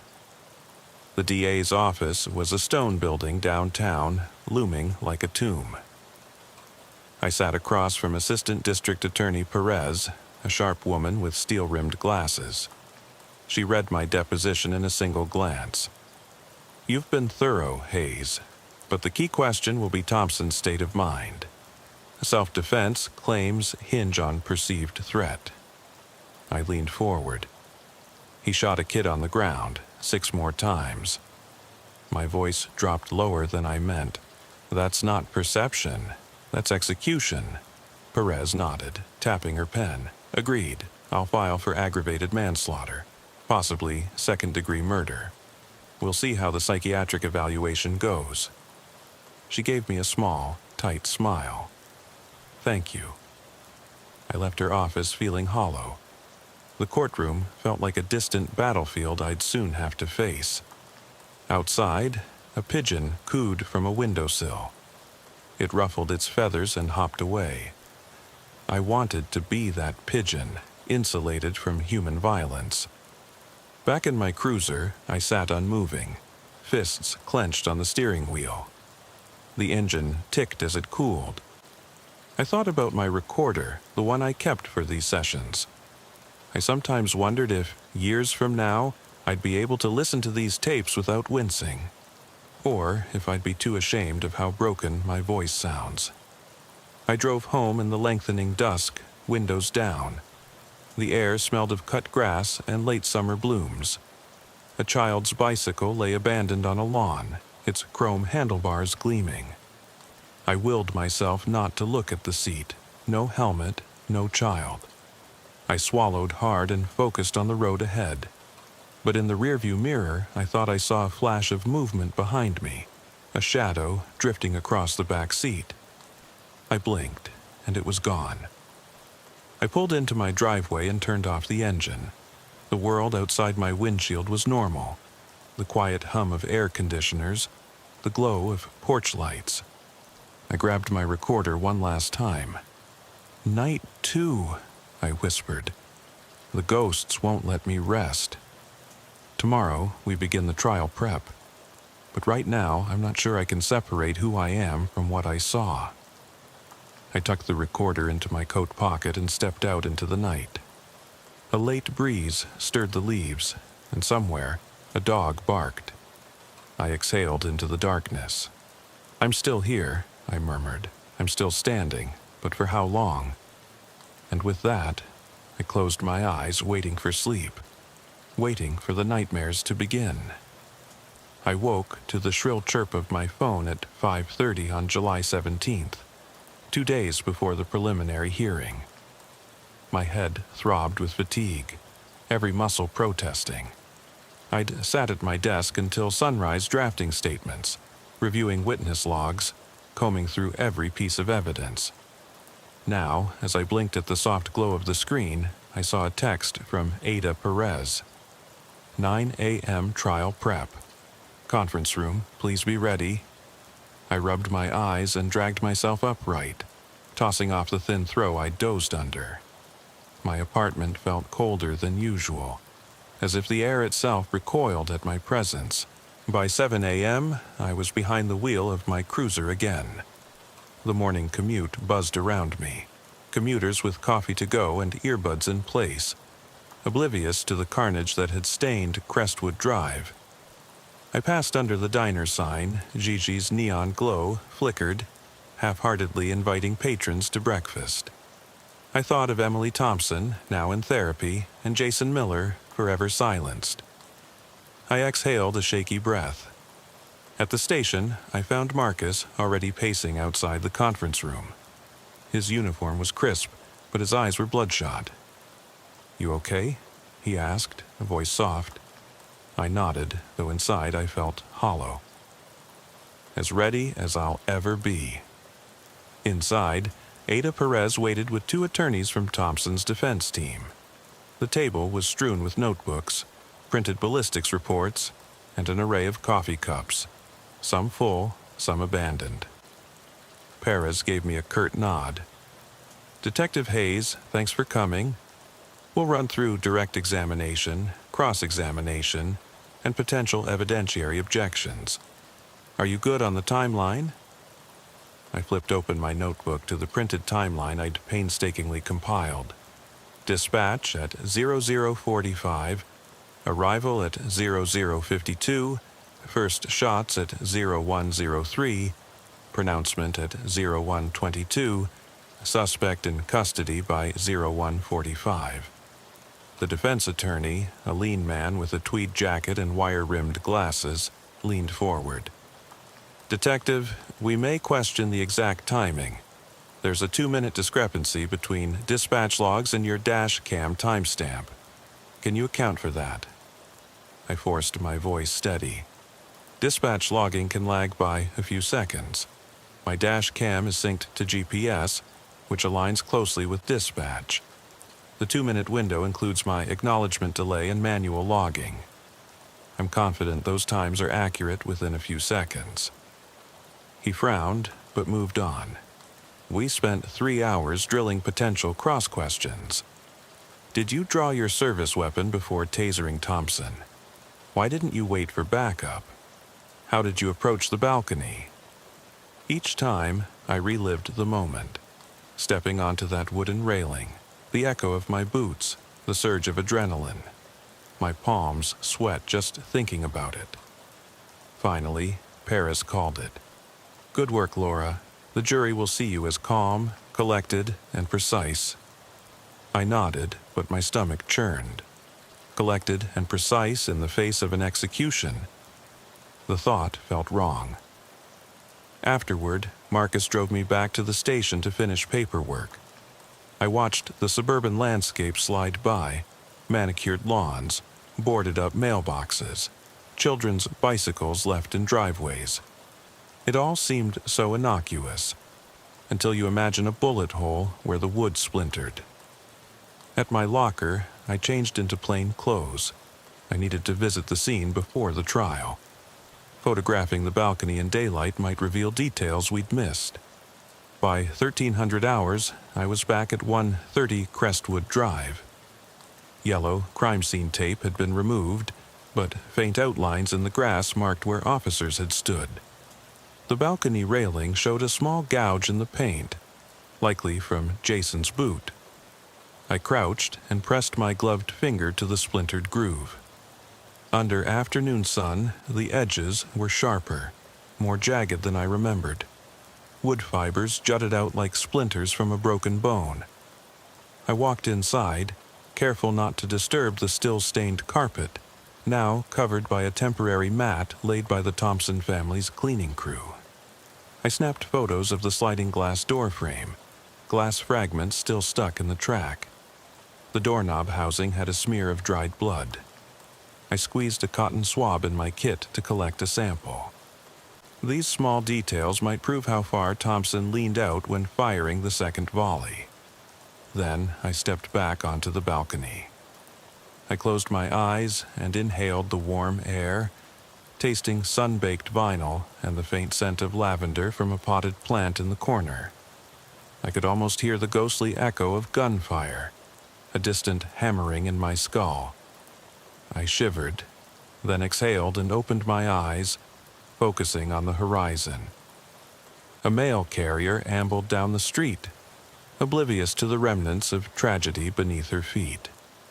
It felt surreal. Back in my cruiser, I drove to the county morgue. The coroner's office had kept Jason's body for an independent review at the DA's request. I needed to confirm the precise angle of entry wounds. In the sterile hallway, I found Dr. Singh, who'd conducted the autopsy. He beckoned me into the examination room. Jason's body lay on the autopsy table, covered by a sheet up to his mid-chest. Dr. Singh lifted the sheet carefully. The wounds were gruesome. 2 clean, parallel tracks angled slightly downward. He marked the entry and exit points, comparing them to diagrams. Detective, these trajectories suggest the shooter was leaning over the balcony railing, firing into a prone subject. The second set of wounds were administered within seconds of the first, based on hemorrhaging patterns. I traced the lines with my gaze. That aligns with my observation of Thompson's position. Dr. Singh nodded. It also suggests minimal hesitation. He didn't hesitate to press the trigger again and again. The words hit me like a hammer. "Yes," I whispered, "execution." I thanked him and left, my stomach twisting. By the time I returned home that evening, the sun had dipped low. I cracked the window to let in the cool air, but I couldn't shake the feeling of being watched.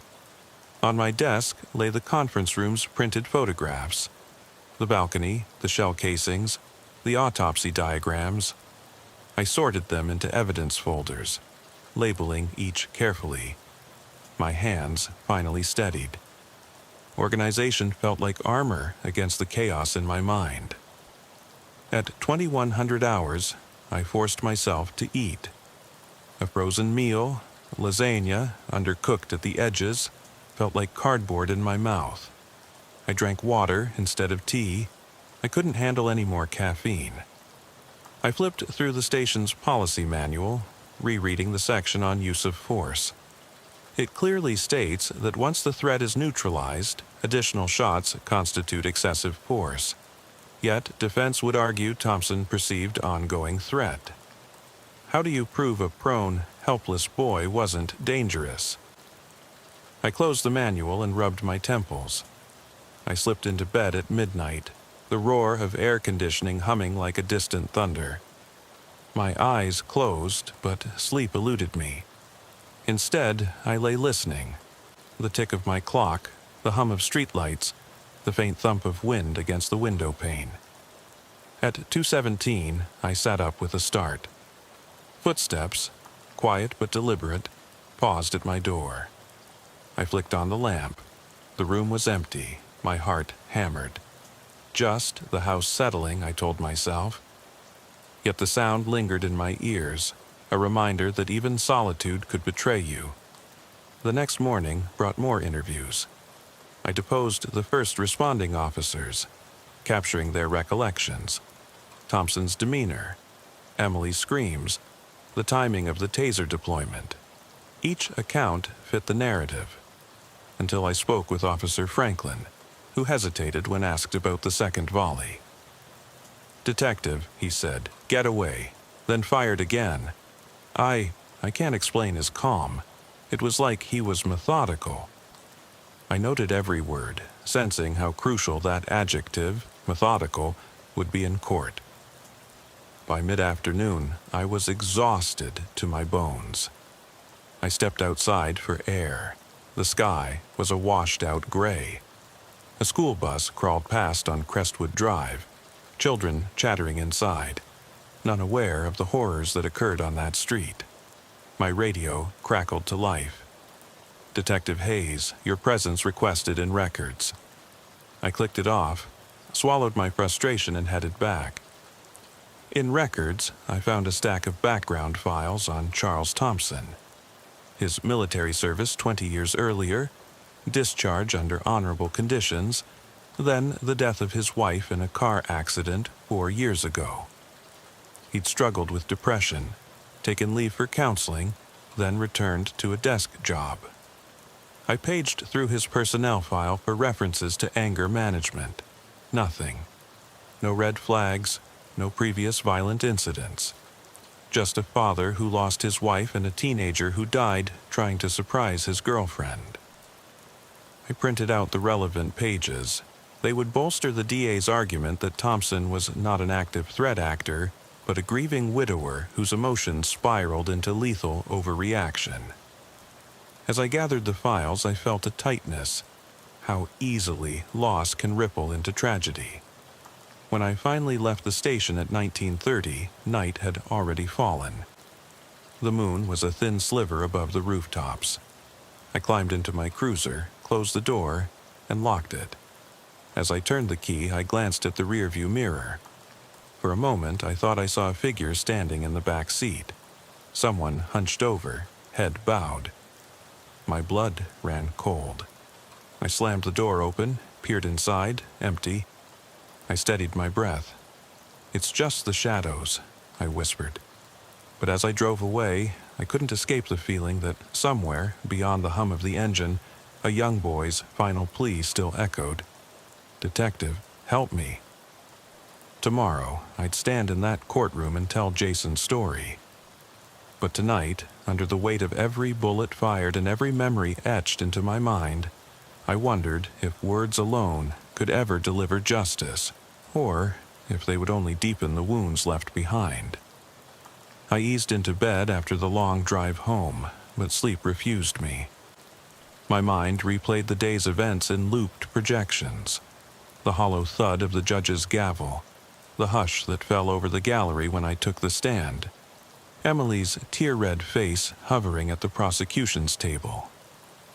I stared at the ceiling as the ceiling fan rotated lazily above me, its blades casting slow-moving shadows that felt like hands reaching down. My phone vibrated twice on the nightstand, a reminder set for tomorrow's 7 a.m. briefing. I silenced it and rolled onto my side, but the mattress felt like a slab of concrete, unyielding and cold. In the darkness, I heard it again, the faint echo of gunfire, spaced exactly 19 seconds apart. 3 shots, a pause, and then 6, just like that night on Crestwood Drive. My heart pounded in my ears, drowning out the fan's whir. I forced my eyes shut, willing the images away, but all I could see was Jason's face, half of it missing, bone and tissue fanned across the pavement like torn paper. His eyes stared at nothingness, but in my memory they glared back at me, demanding acknowledgement. At 3:17, I gave up and sat upright. The room was still, the only light a sliver of moon through the blinds. I fumbled for my recorder on the nightstand and clicked it on. Detective Hayes, personal log. I can't sleep.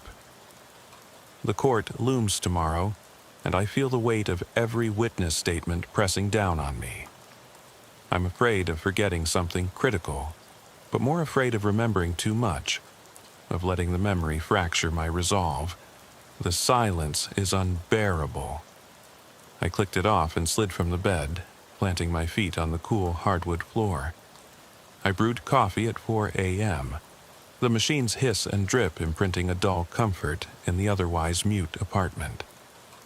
I stared into the dark liquid, adding just enough cream to dull the bitterness. I carried the mug to the living room couch and wrapped my arms around it like armor. The morning news droned quietly on the muted TV. I left it on the ambulance crash report segment, oddly fitting, while I reviewed my notes on the Thompson family dynamics. Charles Thompson's personnel file had revealed no prior violence, but his counseling records hinted at unresolved trauma after his wife's death. His downward spiral had gone unreported to his superiors. There was no mandatory protocol for civilian mental health reporting. That gap in the system now sat between me and justice. By 5:45, I was dressed in uniform and in my cruiser, heading to the precinct. The sky was still ink black, but the first hints of dawn bled at the horizon. Homestead Road was deserted except for street sweepers and the occasional stray cat slinking across the lanes. I caught my reflection in the rearview mirror. A tired woman with dark circles and unkempt hair tugged into a loose bun. I exhaled and tapped the mirror to steady my nerves. At 6:30, I joined Marcus in the roll call room. He handed me a styrofoam cup, and I took a grateful sip. His face was drawn. "Rough night?" he asked. "You have no idea," I muttered, flipping open my notebook to the courtroom schedule. Today's agenda: finish witness prep, review exhibits with Perez at 8 a.m., then head to the county courthouse by 9 a.m. I watched the video loop of the balcony surveillance, the grainy clip of Jason's silhouette against the doorframe, then Thompson's arm raising the revolver. The timestamp flicked by in red numerals, 01-312. I toggled the brightness until I could trace the outline of the cylinder as it rotated. At 7:45 a.m., Ada Perez met me in her office for final exhibit review. She arranged photographs, the shattered window pane, the spent casings marked C1 through C6, autopsy images showing internal hemorrhaging. "We're going to admit the photograph of the second volley as evidence of overkill," Perez said, tapping the image of shell casings splayed across the lawn. "Defense will object, but these are key. Word your description precisely." The placement and grouping of the casings indicates the suspect's deliberate, repeated use of lethal force on an already neutralized subject. "Understand?" I nodded, though my stomach churned with the weight of it. "Understood." We practiced my direct examination narrative, concise, factual, devoid of personal judgment, no editorializing, just the crime scene facts, the timing, Thompson's actions. Then we rehearsed the cross, anticipate the defense's questions about perceived threat, mental state, my own use of force options.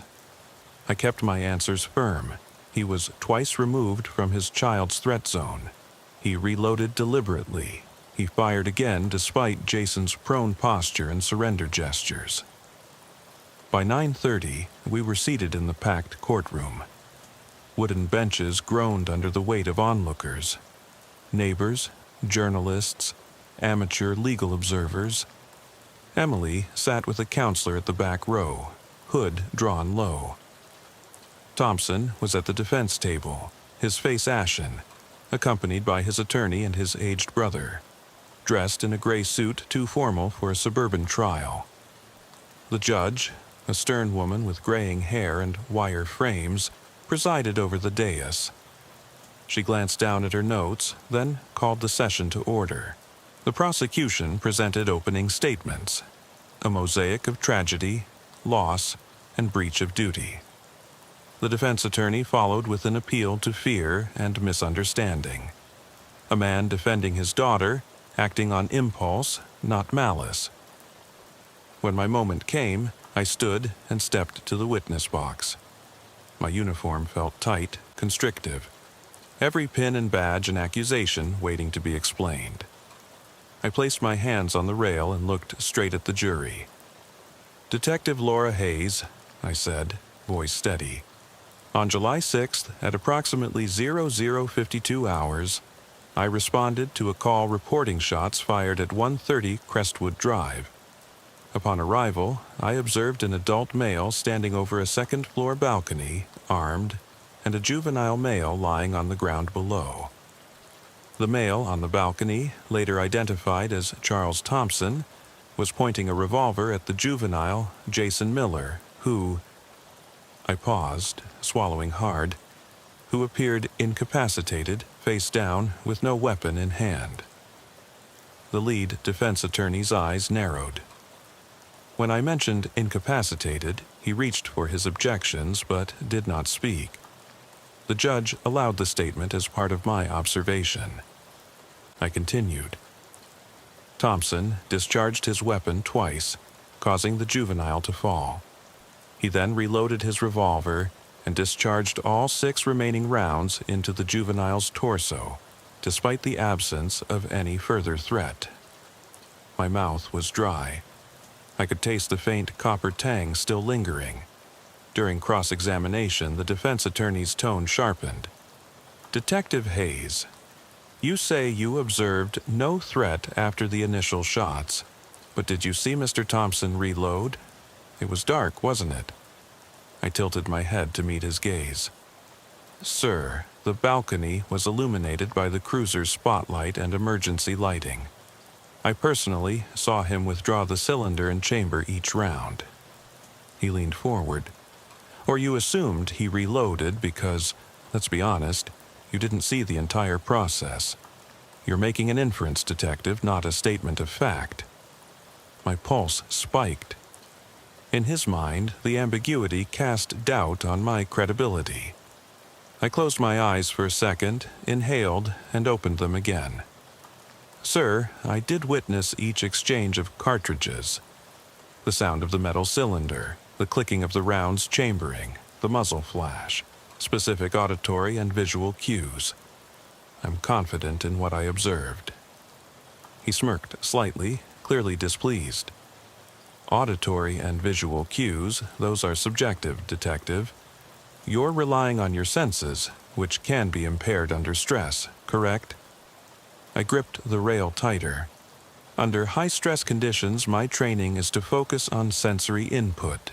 Sight, sound, touch. I have over 13 years of experience responding to gunfire incidents. My senses are the tools of my trade." The jury scribbled furiously. The judge intervened. "Counsel, let's keep this to relevant points." My heart thudded. The defense rested shortly after, having introduced seeds of doubt about perceived threat and sensory accuracy. In the late afternoon, after hours of testimony from medical examiners and expert witnesses on ballistics, the judge recessed court until tomorrow. As I stepped down, passing Thompson, I caught his gaze, unblinking, hollow. It felt like a challenge. "How can you justify what you've done?" he seemed to ask. My stomach twisted. Back in the hallway, ADA Perez intercepted me. "You did well," she said, though her eyes were grim. "Tomorrow, closing arguments at 11 o'clock. Be there." I nodded, my lips stiff. I wanted to say more, about how it felt to see that boy die under repeat fire, but I knew better than to blur the line between fact and feeling in court. That evening, I retreated to my apartment. The city lights glowed through my window, a constellation of human lives moving on. I heated leftovers for dinner, but each bite felt tasteless. I turned on my recorder. Personal log. The courtroom felt like a crucible. They tested every detail of my perception, my reaction times, my motives. I'm exhausted, not physically but emotionally. I fear tomorrow's closing will carry the weight of a jury's verdict. If they find Thompson guilty, will I feel vindicated? Or will I only feel the emptiness of a boy who cannot be brought back? I don't know. I clicked it off. I sank onto the couch, wrapping a blanket around my shoulders. My phone buzzed again, an email notification. Expecting another legal update, I unlocked the screen. Instead, it was an anonymous email with no subject line. The body contained a single attachment, a photograph. I tapped to open it. The image was grainy, but unmistakable. Jason Miller, alive, standing inside a church hall, smiling broadly as he handed out cookies at a fundraiser. Behind him, a banner read, Maplewood Youth Outreach. I recognized the hall's stained glass windows. I had processed hundreds of crime scene photos but never seen this. The timestamp on the image read June 1st, 2018, 5 days before his death. Beneath the photo was a line of text in plain font. He wasn't just a kid on a balcony, he was bringing light. What else don't you see, detective? My chest tightened. Who would send this? Had someone been watching me? I stared at the photo. The warmth of his smile contrasted violently with the horror I carried in my mind. My vision blurred with tears. I mailed the attachment to Ada Perez under urgent, then sank deeper into the couch, the photograph burning itself into my thoughts. As I sat there, the hum of the refrigerator sounded like a low heartbeat. The anonymous note echoed in my mind. What else don't you see? I knew the trial tomorrow would hinge on whether the jury believed Thompson saw a threat, or if they believed Jason was nothing more than a boy who climbed for love and paid with his life. But now, with this new image, I wondered what else was hidden. Every flash of detail I thought certain seemed murky, and in that uncertainty I felt the walls closing in. Tomorrow I would stand before the judge and jury one last time. I would state the facts as I saw them. But as I turned off the lights and lay back on the couch, I realized the real question wasn't what happened on that balcony, but what I might have missed in the shadows. I drifted into a troubled half-sleep, the echo of the anonymous message reverberating in my mind. What else don't you see? And then the footsteps returned, slower this time. 3 steps on the hardwood floor beside my sofa. I bolted upright, heart hammering. But the apartment was empty. Only the photograph lay on the coffee table, face up, the boy's smile hauntingly bright under the lamp's glow. I closed my eyes and whispered into the darkness. I'm listening. But there was no answer, only the steady tick of the clock, counting down the hours until judgment. The courtroom was silent when I stepped up for closing arguments the next morning. The dull hum of the air conditioning ricocheted off the high ceiling, mingling with the low murmur of the gallery. I watched from the witness stand as Ada Perez spoke with measured certainty, her voice echoing off the wooden panels. Ladies and gentlemen of the jury, she began, you have heard evidence of a father's rage unleashed upon a young man who posed no threat. You have seen the trajectory of bullets, the timing of reloads, and you have heard from Detective Laura Hayes, an investigator with over a decade of experience, whose testimony revealed that Mr. Thompson fired 6 rounds into a prone, unarmed teenager. This was not self-defense, it was a conscious decision to kill. I folded my hands on the rail and squeezed lightly, feeling the polished wood press into my palms. The defense attorney rose then, his voice respectful but insistent.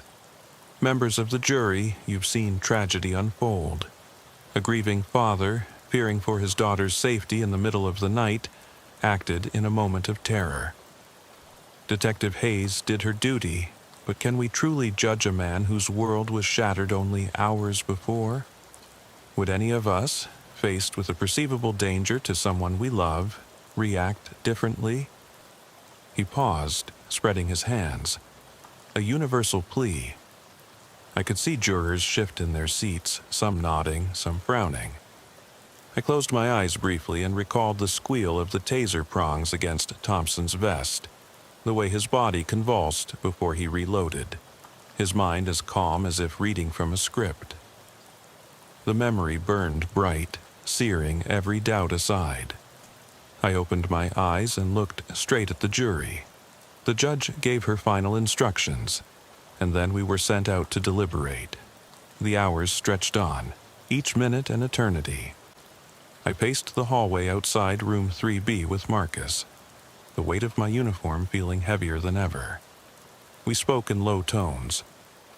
"You did everything right," he said between steps. "You laid out the facts. Now it's up to them." I nodded, but couldn't shake the note's final line. "What else don't you see, detective?" At 5 o'clock, the jury filed back in. The foreperson, a woman in her 50s with stern features, stood. The judge asked, "Have you reached a verdict?" The woman looked down at her notes and replied, "We have, Your Honor." "Please hand the verdict form to my clerk." I held my breath as the clerk unfolded the paper and read, "We, the jury, find the defendant, Charles Thompson, guilty of manslaughter in the second degree." A collective sigh of relief rippled through the prosecution table. Perez hugged me, whispering, "Thank you." I managed a tight smile. Thompson's attorney leaned in to speak to his client, his voice calm, resigned. I saw Thompson's head tilt, his eyes flicker. For a moment I sensed remorse, but then his face hardened again, as though he'd resigned to the outcome without truly feeling it. Later, in the dim light of my cruiser, I stared at the victory that tasted hollow. Marcus glanced over. "You okay?" I exhaled slowly. I keep hearing those 6 shots, each one aimed at a boy who never posed a threat. He handed me a bottle of water. "You did what you could." The drive home that night was quiet. I parked beneath the same street lamp that had illuminated Crestwood Drive months earlier. The halo of yellow light hovered above me, and for an instant I froze, half expecting to see Emily's tear-streaked face pressed against the window. Nothing but my own reflection stared back. Inside my apartment, I found another email from an anonymous sender. Not everybody cares about justice. Some just want answers. Attached was a grainy video clip taken from a doorbell camera. A hooded figure standing on Thompson's porch at midnight, pointing a smartphone camera toward the street. The timestamp read July 15th, 2 days before trial. I watched the figure raise its arm, as if beckoning someone or something toward the camera. The image flickered, but in one frame I thought I saw a child's silhouette dart behind the figure. I rewound and froze the frame on my laptop.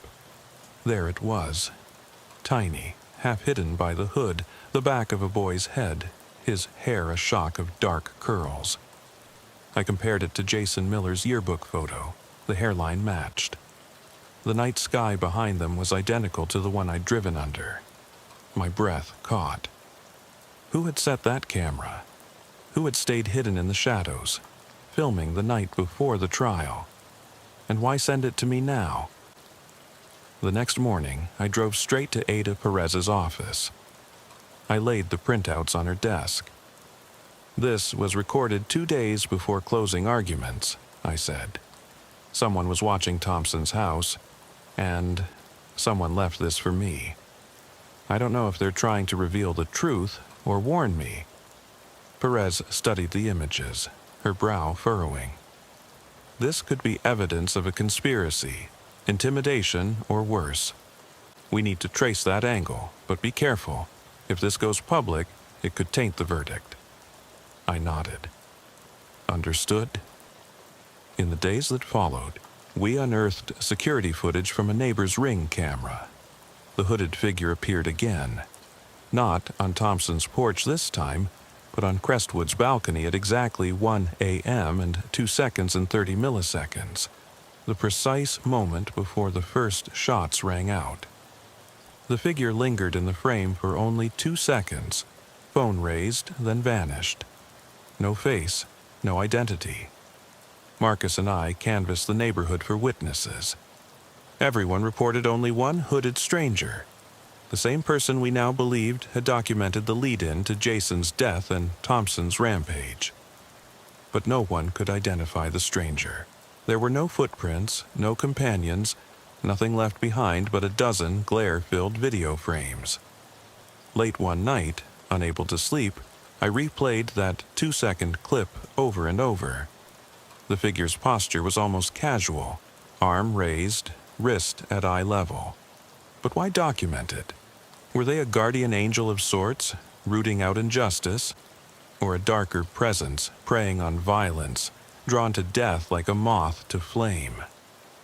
I closed my eyes and heard, in my memory, Emily's sobs, the echo of my taser, and beneath it all, the soft digital hum of a video recording. The file's metadata indicated it was sent from an untraceable account routed through a VPN. It was nearly impossible to track. Whoever it was had planned this carefully, sending the photo of Jason's cookie drive smile, the time-stamped clip on the balcony, and the video from Thompson's porch. 3 elements, each pointing to unseen witnesses. 3 messages, each suggesting that the story we'd told was only part of what really happened. I assembled the evidence in my living room, stacked photos, my recorder, the video clips on my laptop. I circled the photograph of Jason handing out cookies and penned a question mark at the corner. Then I sat back and stared at the image, a snapshot of innocence, moments before tragedy. What had I missed that night? What signals did I fail to pick up in the flicker of a silhouette? My recorder sat on the coffee table, blinking an orange light, its battery indicator. I pressed record with a trembling finger. Detective Hayes, personal log. The trial is over. A verdict delivered. Yet I feel justice slipping through my fingers like sand. These new images suggest there's more, something hidden in plain sight. Tonight, I'll return to 130 Crestwood Drive. I'll look for that figure.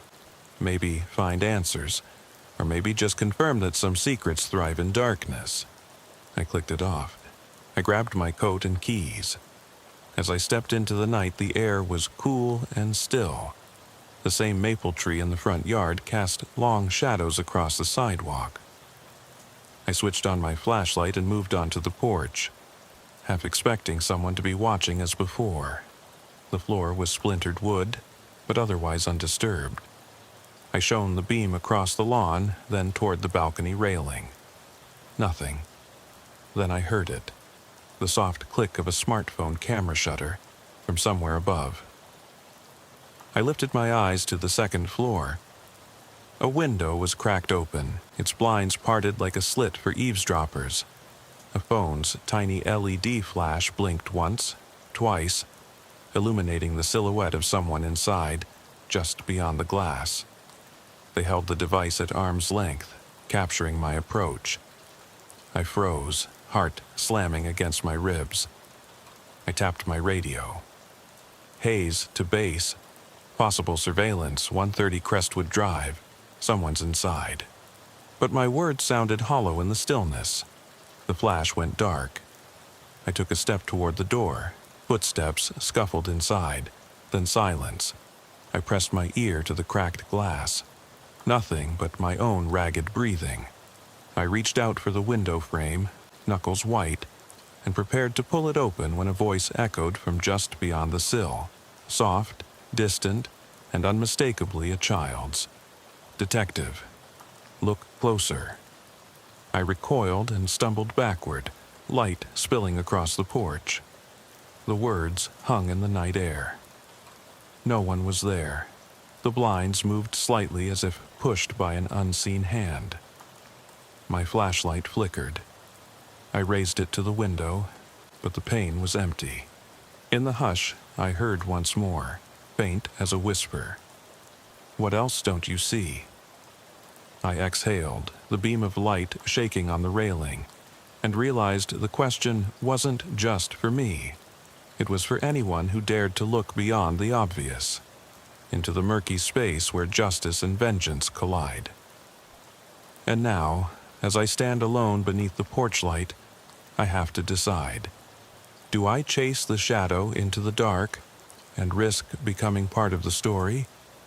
Or do I accept that some truths remain hidden, forever just out of focus? I took one last breath, squared my shoulders, and stepped forward.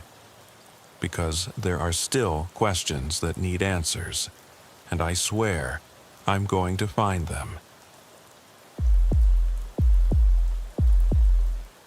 I remember the moment the call came in, as if it were etched on my mind in neon red letters. My name's Officer Ramirez, badge number 2147, and that night I was 6 weeks into the graveyard shift at the Willow Creek Police Department. The station's old brick walls had a way of humming with tension after midnight, like the building itself was alive and pulsing with every dispatch. I flicked the radio mic off and glanced at the wall clock. 11:58 p.m. The digital numbers glowed in the dim light of the squad room, reminding me once again how late it was and how lonely. I slid into the driver's seat of my Crown Vic, leather creaking under me, and tapped the mic. Unit 14. Show me en route to North Pine and 5th. Disturbance. Possible assault. The dispatcher's voice crackled back. Copy that, Unit 14. Backup is 2 blocks away. The reassurance of backup almost felt cruel. It meant help was close, yet every second until they arrived would stretch out like an eternity. I flicked my headlights on and rolled out into the thick desert air of Willow Creek, the only sounds the motor's low growl and the distant buzz of a lone neon market sign. Pine Street was a narrow ribbon of cracked asphalt cutting through the town's deserted commercial strip, where tumbleweeds sometimes skittered across the parking lot like frozen moments from a western. Tonight, though, the lot was far from empty. As I approached the flicker of that neon open sign, eerie at this hour, I saw a small crowd gathered under a sputtering street lamp. Their silhouettes flickered in and out of the light, phones raised, each face a pale mask of shock and excitement.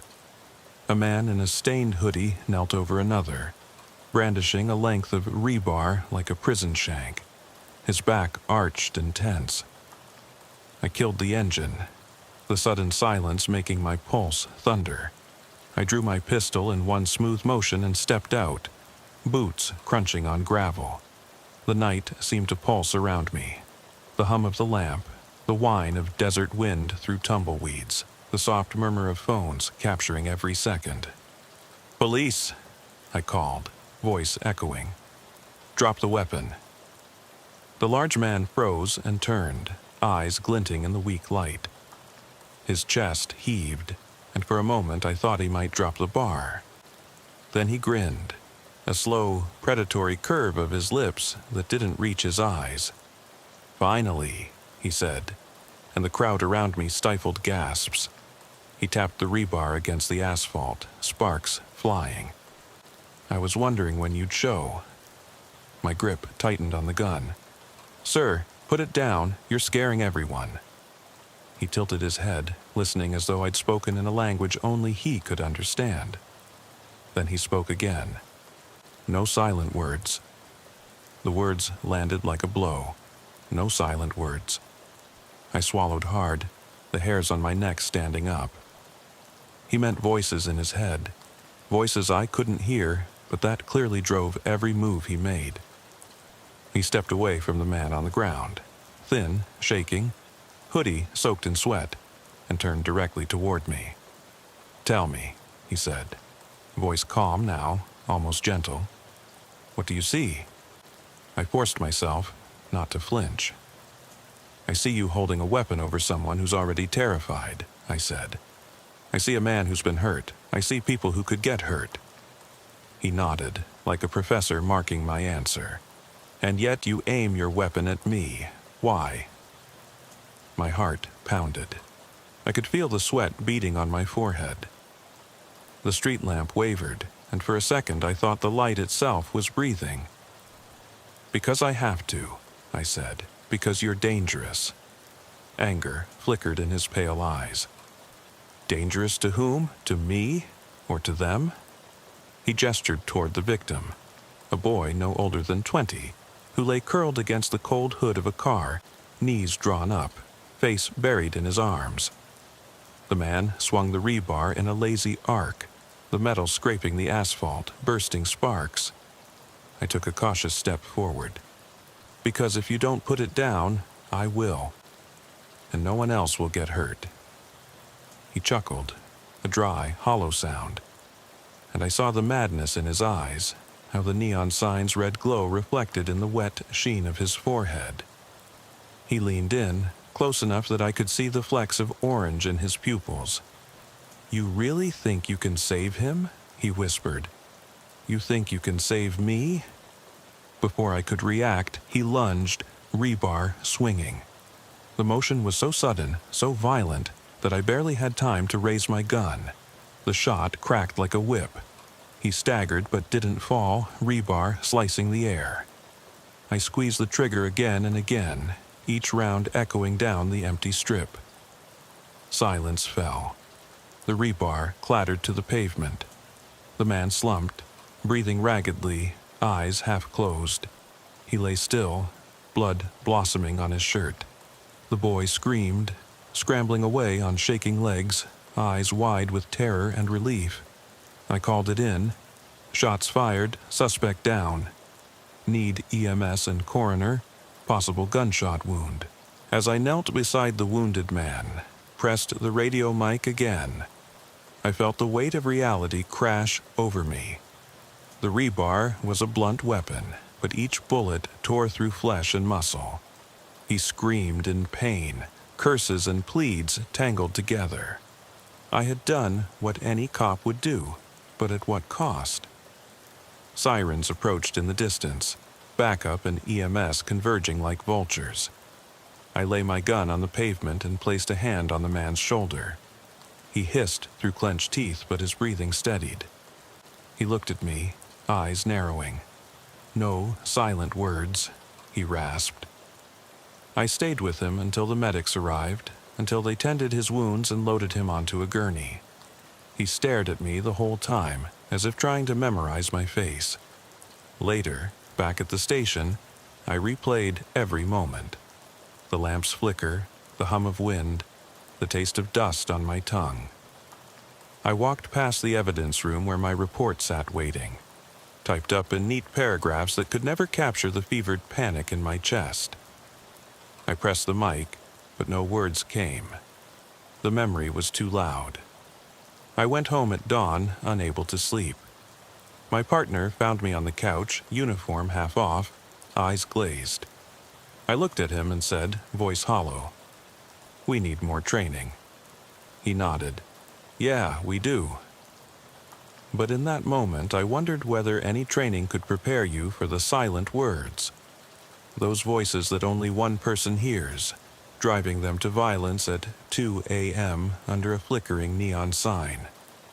I wondered whether the real danger of the graveyard shift wasn't the emptiness around you, but the darkness inside someone else's mind. The hours after the shooting blurred together like a fevered dream. I remember stumbling out of the call room just before sunrise, the sky bleeding pale pink through the blinds of my squad room window. My uniform was still stained, grit from the asphalt, flecks of blood, I couldn't tell whose, so I peeled it off in the locker room and shoved it into the evidence bin. I couldn't bring myself to look at it again. My partner, Thompson, found me slumped in the briefing area, head in my hands. He didn't say a word. He never did when things got rough. Instead, he slid a styrofoam cup of black coffee across the table toward me. Steam curled up, promising warmth. I looked down at it, the surface rippling like a pond disturbed by a falling leaf, and took a long, trembling sip. "Report's waiting," he said softly. You want to knock it out or you need more time? I exhaled, feeling the weight of every second. Give me 20, I muttered, pushing myself to my feet. My legs felt like rubber, but I walked to the computer, logged in, and started typing. The words came out disjointed at first. Shots fired, suspect down, possible GSW to pole wielder. But I forced myself to keep going, to capture every detail, the flicker of the neon sign, the rebar's sparks, the suspect's whisper. No silent words, over and over in my head like a mantra. When I hit submit, my fingers ached. Thompson took the report, nodded, and left without a sound. I wanted to follow him, to retreat somewhere safe, but there was no safe place on graveyard shift. The station was already coming back to life. Units returning from calls, dispatchers yawning into their mics, the radio crackling with new emergencies, a barking dog stuck in a neighbor's attic, a two-car fender bender on Elm, a noise complaint at a trailer park. Each new call reminded me I couldn't stop. I had to keep moving. I grabbed my coat and walked outside. The morning air was crisp, nearly cold enough to burn my lungs. Up on Pine Street, the lot was empty again, except for tow trucks hooking up the victim's battered car and flashing police lights reflecting off broken glass. I stood at the edge of the sidewalk, watching debris of the night settle into silence. The suspect was loaded into an ambulance on a stretcher. The victim was already gone, driven off for surgery. No cameras, no crowd, just the hushed hiss of the medic's radio. I closed my eyes and tried to slow my breathing. Each inhale was a fight against the images flooding in. The rebar's arc, the echo of each shot, that final gaze when he whispered to me. I'd killed a man, someone whose mind had betrayed him, someone who may have believed he was fending off demons. I'd shot him twice in the back, and now his life lay in the hands of trauma surgeons. By the time I returned to the precinct, the fluorescent lights overhead felt too bright. I wanted to close my eyes, hide under a desk, disappear. Instead, I made my way to the squad room and sat next to the coffee pot. I poured another cup, stared at the dark liquid, and felt a sharp shame prick my gut. The lieutenant appeared, crisp uniform, badges gleaming. He slid into the chair across from me. "Ramirez," he said, voice low but firm. "You did what you had to. Call came in hot, weapon down, threat to an innocent, protocol followed." His words should have been comforting, but they fell flat. "Sir, I began, voice catching. He was in crisis. I should have de-escalated more. I should have... The words died in my throat. I felt exposed, naked in front of him, like a child caught breaking something fragile. He leaned forward. "You did your job. We'll review the footage. You'll give a statement. But you kept people safe." He patted my shoulder. "Go home, get some sleep. We've got counselors on staff if you need." I nodded, but I didn't trust my legs to carry me out. Eventually, I managed to stand, offered a stiff salute, and left the room. On the way out, the counselor's office door was closed. I bit my lip, considered knocking, but turned away. Night shift officers didn't talk about feelings. Outside, the sky was pale blue, the first traffic jets gliding overhead. I slid into my car and parked in the employee lot. I left the engine running, radio off, and stared at the dashboard clock as it ticked toward 6:15 a.m. I thought I might fall asleep right there, key in ignition, head on the steering wheel, so I closed my eyes. Instead, I was jolted awake by my phone's vibration. A text from dispatch. "Video has leaked. Public viewing. Media at scene." My chest tightened. The shooting had been recorded. Someone in the crowd had captured it. Already, online, questions were forming. Why did he die? Why did the officer shoot a mentally ill man? Where was the taser? They had no clue about the voices, the whispering commands. All they saw was an officer killing a civilian. I stood, heart pounding, and shut off the engine. I had to get ahead of this. I needed to write a press release, prepare talking points. I grabbed my coat and marched back inside. In the lieutenant's office, I found him on the phone. "Tell the PIO we're drafting a statement," he said, hanging up. "They're asking for comment by noon." I swallowed. "Sir, I want to include the mental health angle. He was experiencing psychosis, voices. I tried de-escalation. He held up a hand. Limit it to facts. Shots fired. Suspect armed with a lethal weapon. Victim at risk. Anything else is speculation. I know it's hard, but we can't put mental health in the press statement. Public sees video, not context." I felt the anger ignite in my chest. "Context matters," I shot back. "He wasn't a criminal, he was sick." "They'll see sick as dangerous," the lieutenant said quietly. "You did what you had to do." He stared at me for a moment, then turned back to his computer. "Get your statement in by 11. I'll handle the rest." I sat at the PIO's desk, opened a blank email to media@willowcreekpd.gov, and stared at the cursor blinking. Each blink was a drumbeat. Witness statements, call logs, radio transcripts. None of it captured the weight of his whisper, the racing thunder of my heart, the helplessness I felt standing in that lot. I wrote, "In the early hours of date, Unit 14 responded to a reported assault at North Pine and 5th. Upon arrival, officers encountered one individual armed with a metal pipe threatening another person's life. The acting officer discharged his service weapon, striking the armed individual twice to neutralize the threat. The unarmed individual sustained non-life-threatening injuries and was transported to hospital for treatment. The armed individual was also transported to hospital, where he later succumbed to his wounds. An internal review is underway, and all departmental procedures were followed." I hit send without reading it twice. The words felt hollow, like a ceasefire in a war I'd started myself. That afternoon, I tried to attend the debrief with the counselor. I sat in a small room, chairs arranged in a circle, fluorescent lights buzzing overhead. One by one, officers spoke about how the job affected them. Rage calls, domestic disputes, suicides. When my turn came, I cleared my throat and said, "I feel broken." My voice cracked. I expected nods of sympathy, but I saw polite frowns, glances exchanged. The next officer jumped in. "Time's up for you, Ramirez," he said.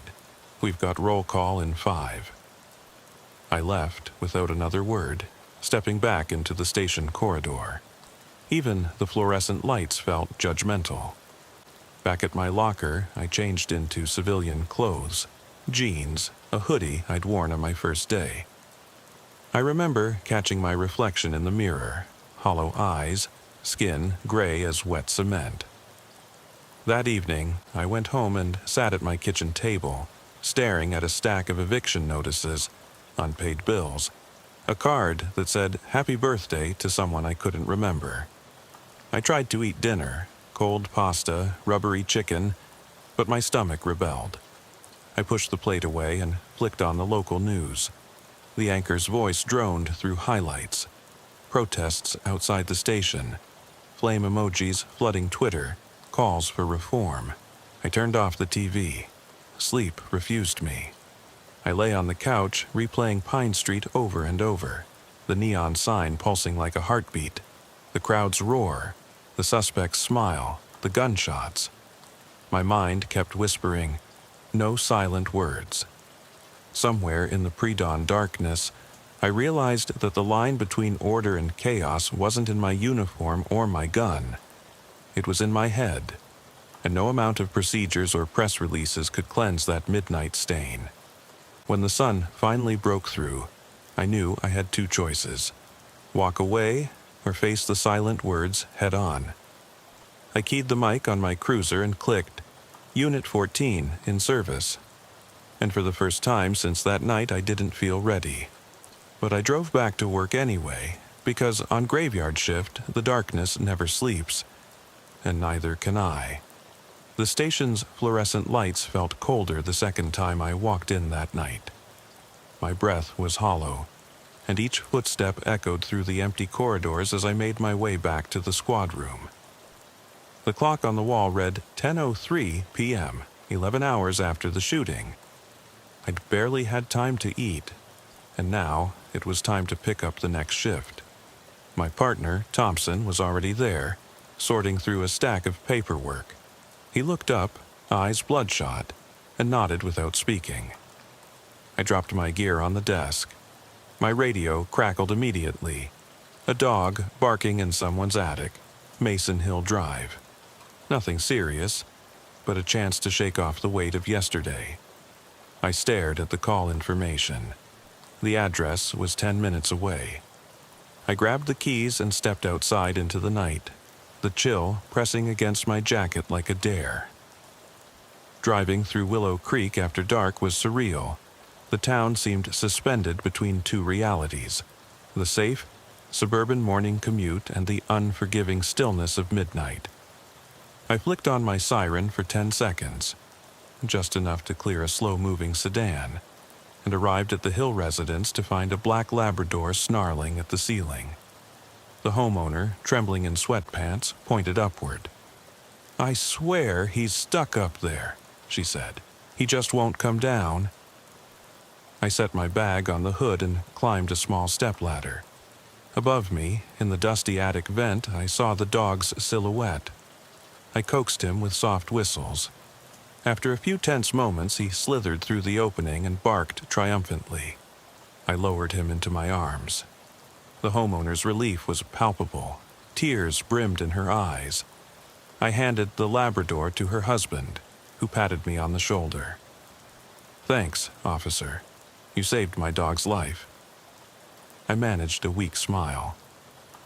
As I climbed back into the cruiser, I felt something shift inside me. That simple call, so mundane compared to yesterday's violence, should have felt healing. Instead, my hands trembled, and I closed my eyes for a beat, trying to still the echo of gunshots. I breathed deeply and tuned the radio to the station I'd saved for nights like this. A late-night jazz program. The saxophone's low moan helped, the notes stretching into the darkness. Back at the precinct, dispatch pushed me into a new run, suspicious activity at the municipal cemetery gates. I answered without hesitation.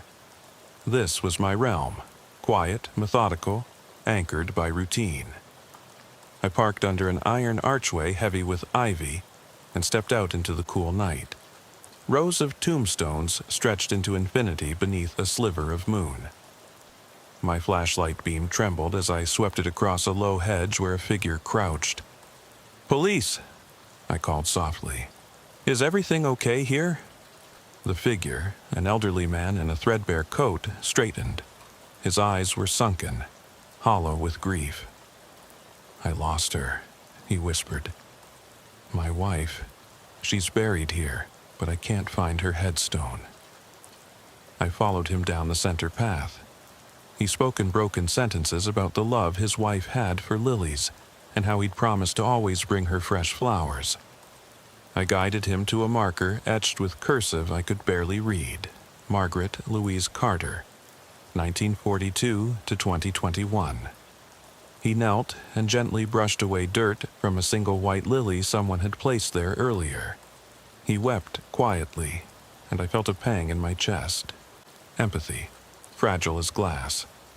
I stayed until he stood and nodded at me. "Thank you, officer," he said, voice steady now, "for bringing me back to her." I watched him shuffle away before turning back to my car. The cemetery gates loomed behind me, a reminder that death lived all around us, even when we thought it was safely buried. I wished I could bury yesterday's memories as easily. my radio shrieked to life again. A fight in progress at Maple and 8th. Possible domestic violence. I checked the time, 11:47 p.m., and glanced at my reflection in the cruiser's rearview mirror. Pale, eyes rimmed red, jaw clenched. I tapped the siren and peeled out.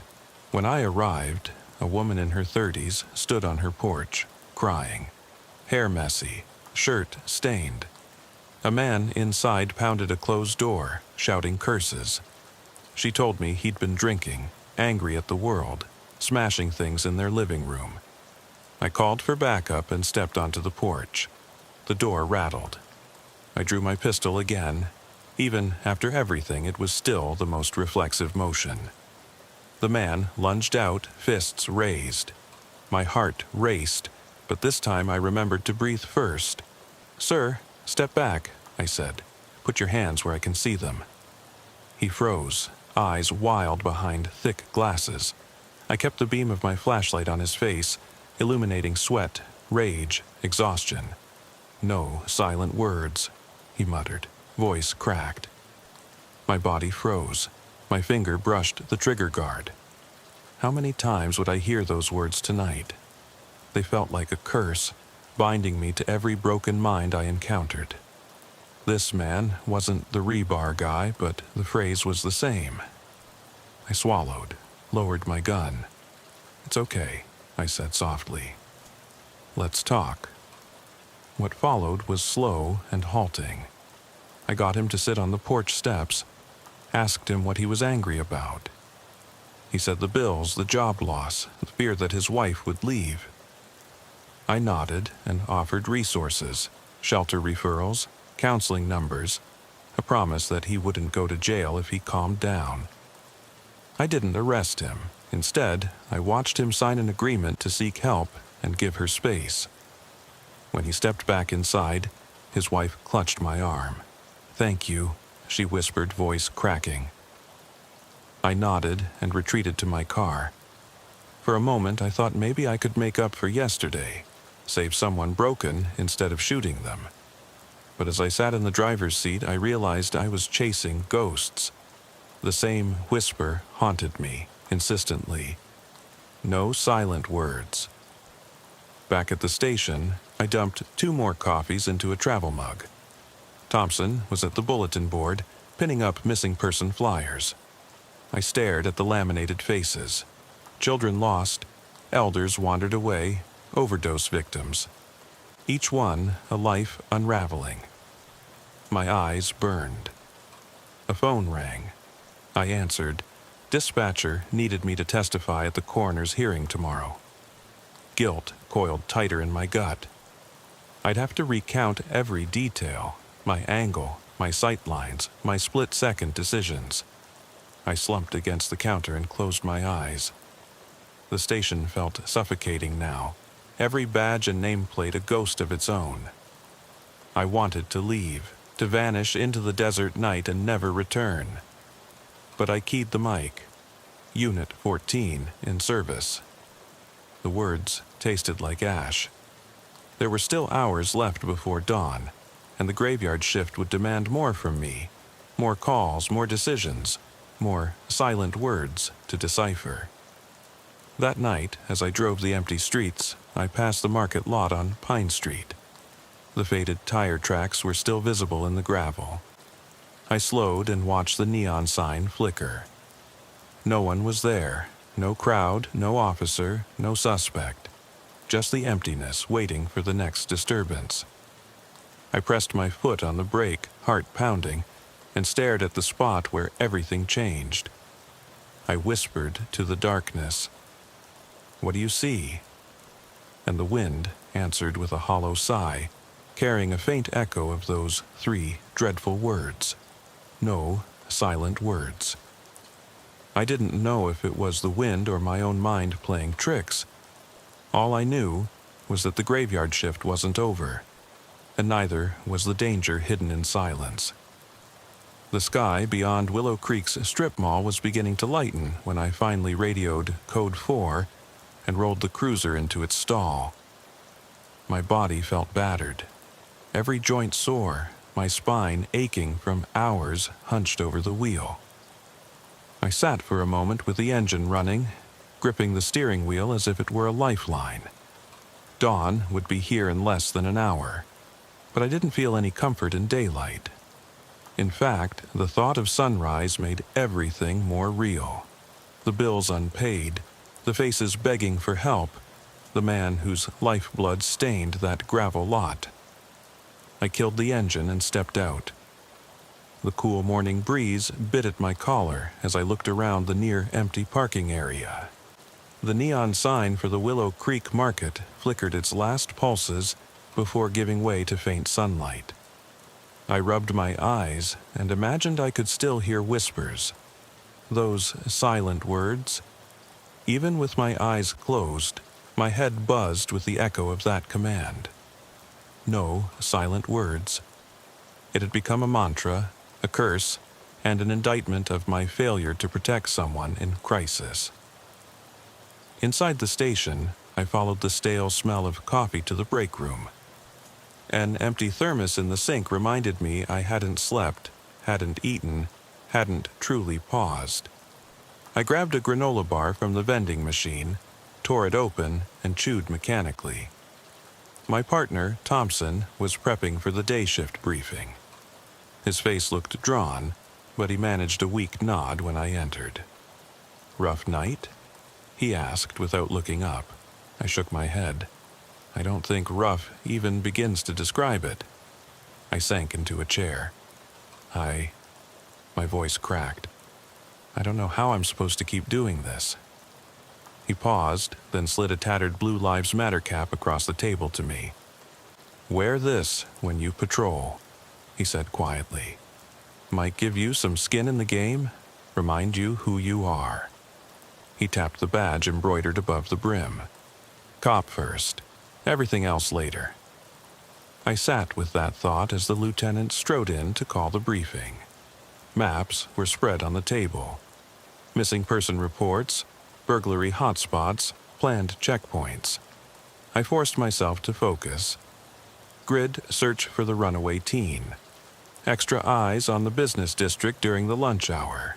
A tag team patrol near the Old Mill Road.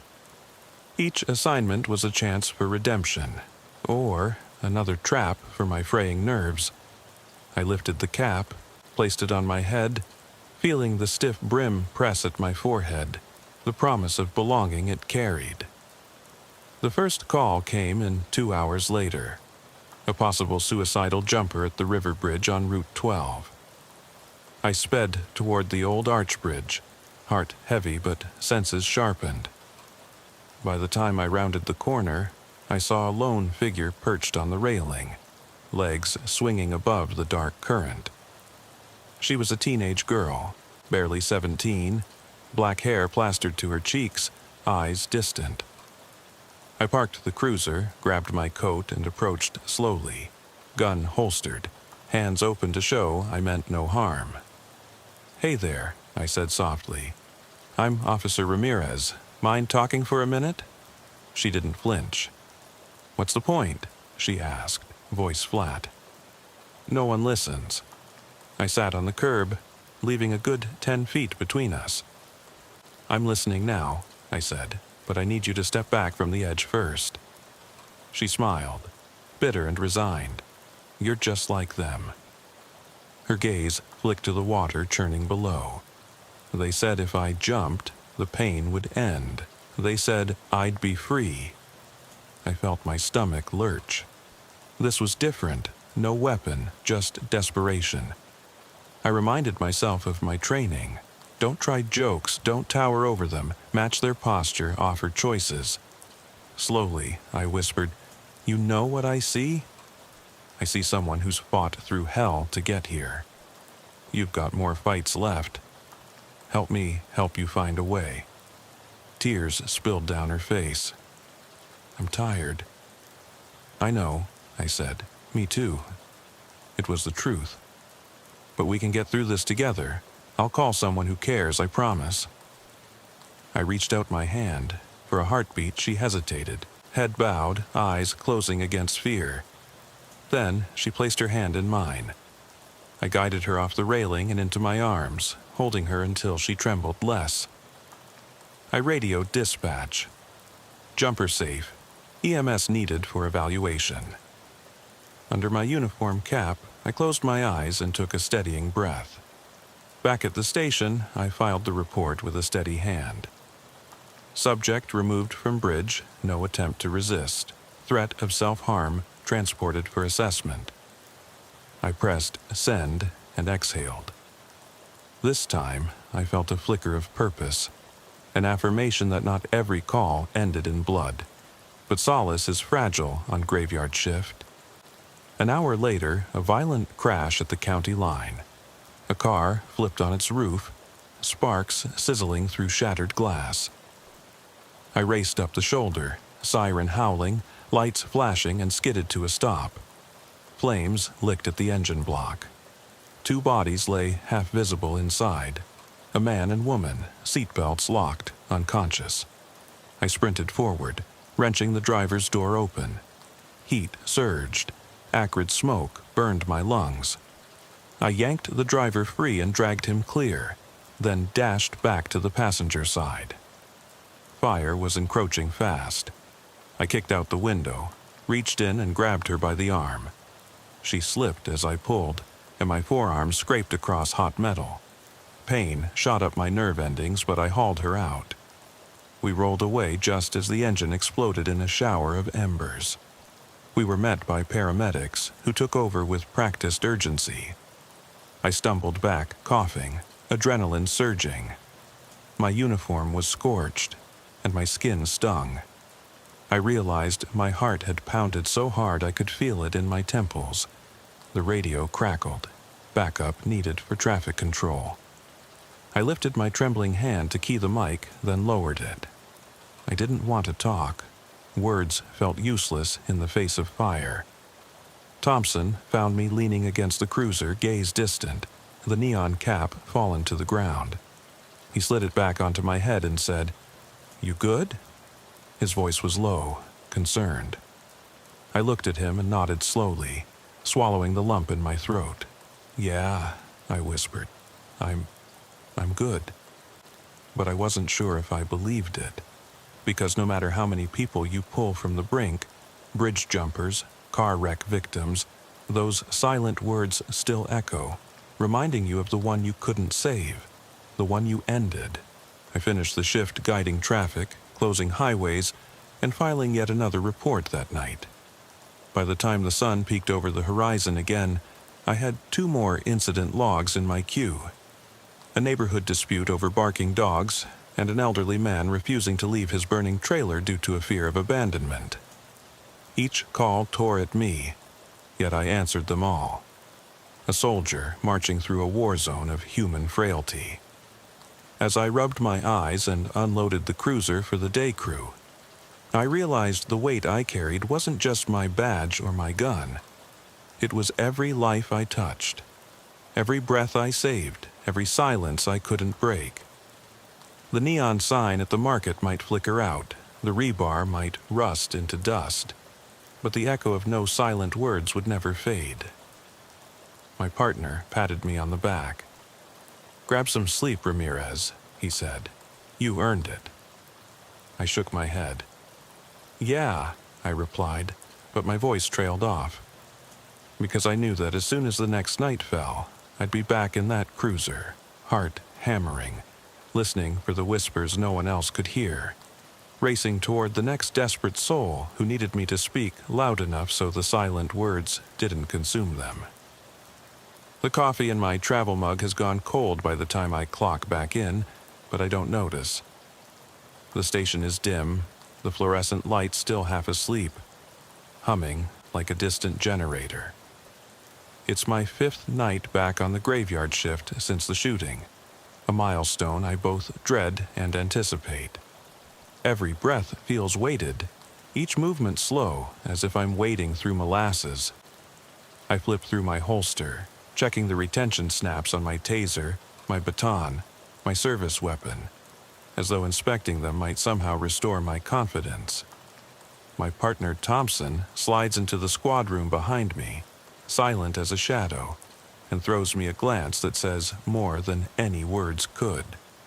He's seen the haunted look in my eyes, the way I flinch at sudden sounds. He pours himself a cup of the worst station coffee and holds out the pot. I nod in thanks, but don't fill my mug. I don't want to feel that jolt of caffeine in my veins. It might push my heart through my throat. The radio crackles. Unit 14, roll to Pine and 5th. Reports of a loiterer near the market lot. Possible suspicious person. It's the spot where everything went wrong, where those silent words first sliced through the night. I look at Thompson, and he shrugs. "You want it?" he asks quietly. "I got the next." I nod. I have to face it. I'm tired of running away from that lot, tired of pretending I could unsee what happened there. I want answers, to myself at least. Maybe walking those gravel edges again will unearth something I can't find inside my head. The drive through empty streets feels like crawling, but the neon market sign flickers into view faster than I expected, burning through the darkness with a strobing hum. I kill the engine a few yards off and step onto the gravel, the soles of my boots crunching like broken glass. The lot is bare now. No crowd, no body, no bar. The only witness is a single lamp that sputters on and off, as though uncertain whether it wants to stay alive. I pull my flashlight free and sweep the beam across the cracked pavement. I can almost hear the echo of that first shot, the metallic spit of the second, the victim's scream curling into the night. I swallow hard, taste dust in my mouth. I kneel where he fell, concrete jagged under my knees, blood long, washed away by wind and rain, but I imagine it's still there, dark and sticky. "Hello?" I whisper, voice shaking. "Officer Ramirez, anyone here?"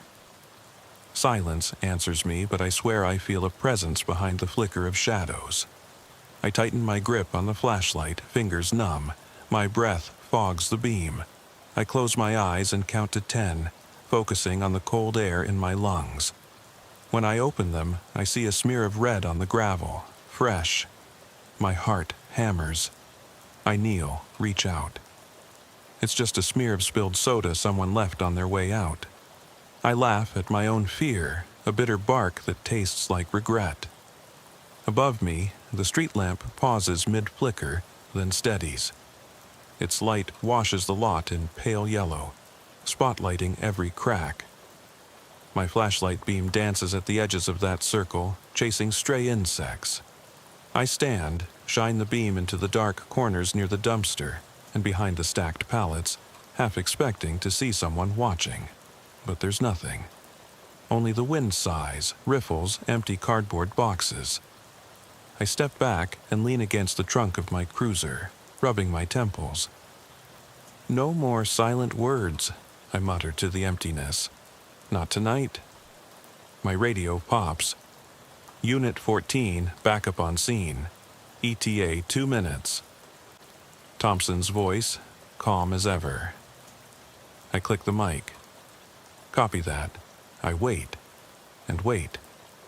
The lot seems to stretch on forever, an island in the dark, cut off from normal life. I realize that every call I take, every person I help or fail to help, brings me right back here to this same question. What do you see when nothing is there? The overhead lights of Thompson's cruiser round the corner. Headlights carve a path through the gloom. He kills the engine and steps out, closing the door with a sigh. He joins me at the edge of the lot. Neither of us speaks at first, the weight between us heavy and silent. He nods toward the lamp. "It's been a month since this place got its shine back," he says. "Funny how some scars don't heal." I follow his gaze to the lot, where the suspect fell, where I lost my naive belief in clear answers. "You still coming?" I ask, voice low. He raises an eyebrow. "We can circle the block, check it out, see if anything's changed." We drive around the block, weaving past shuttered stores and empty parking bays. On the second pass, I spot something new.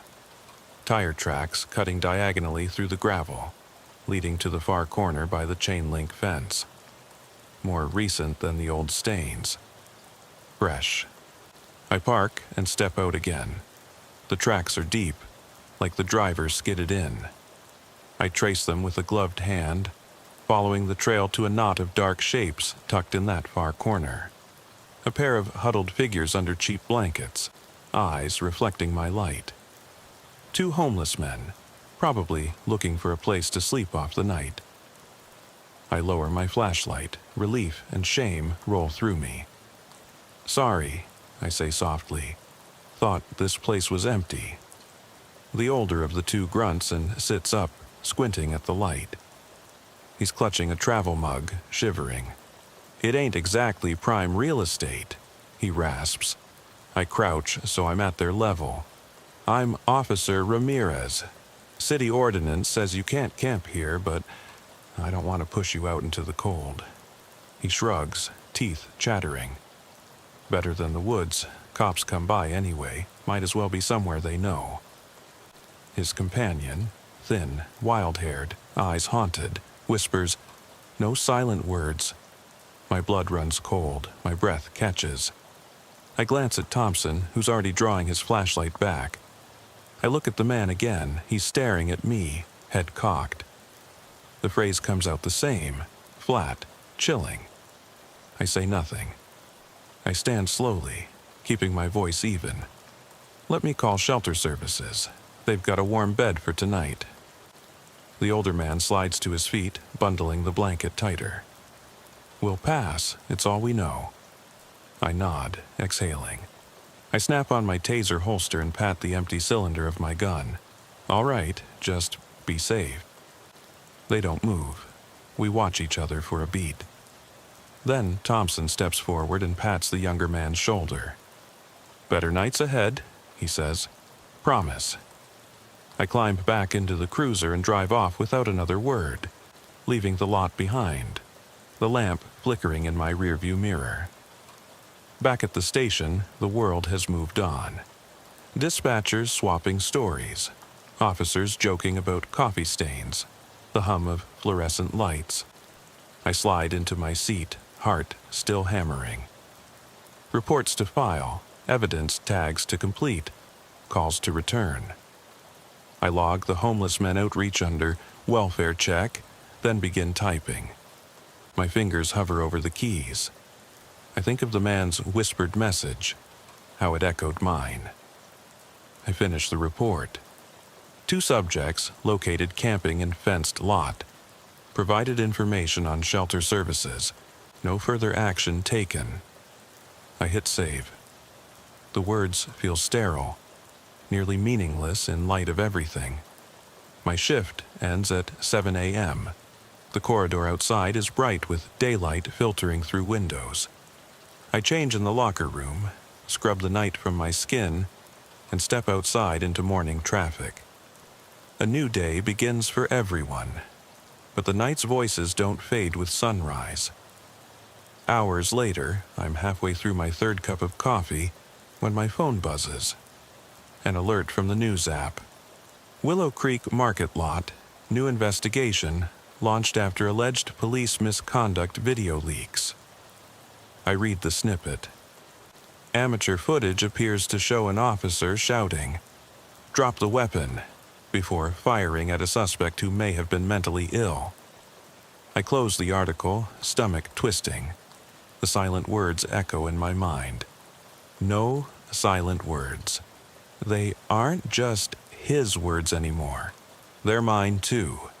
And I realize that no matter how many people I help, no matter how many lives I save, I will always be chasing those words, trying to outpace them, to make sense of them, to understand which whispers are cries for help and which are commands to kill. I set my coffee down, hands shaking. I look at the morning sun spilling across the parking lot, at the neon sign now dark and cold, and I wonder, in the end, who really hears the silent words and who answers them? I couldn't shake the feeling that something was watching me long after I radioed in the house clear and the suspect cuffed. The station clock read 3:42 a.m. as I eased my cruiser onto Maple Street, fog swirling around my tires like restless spirits. My breath steamed inside the cab, heartbeat steady but ears straining for any crackle on the radio. Dispatch was silent. Backup had transported Elna Morrison to Hadley Regional, and Aaron Bell was being booked without incident. Everything should have felt routine, locked down, but the house at 117 still loomed in my rearview mirror, its dark windows staring like unblinking eyes. I stepped out, flashlight in hand and sidearm holstered, adrenaline still humming beneath my skin. The front lawn was littered with broken glass and chipped siding. Footprints, Bell's and mine, had left twin trails through the dew-soaked grass. I scanned the perimeter, noting how the porch sagged at one corner, as though the house itself was breathing unevenly. A single porch light flickered, unplugged, I'd thought, casting a harsh beam that sliced through the mist and vanished into darkness. I swallowed, flexing my shoulders. Standard procedure: clear the scene, document everything, close the case. Yet the hair at the back of my neck stood on end. The door creaked as I pushed it open, again. My flashlight cut through the gloom to reveal overturned toys in the foyer. Shards of family photos scattered across the floor.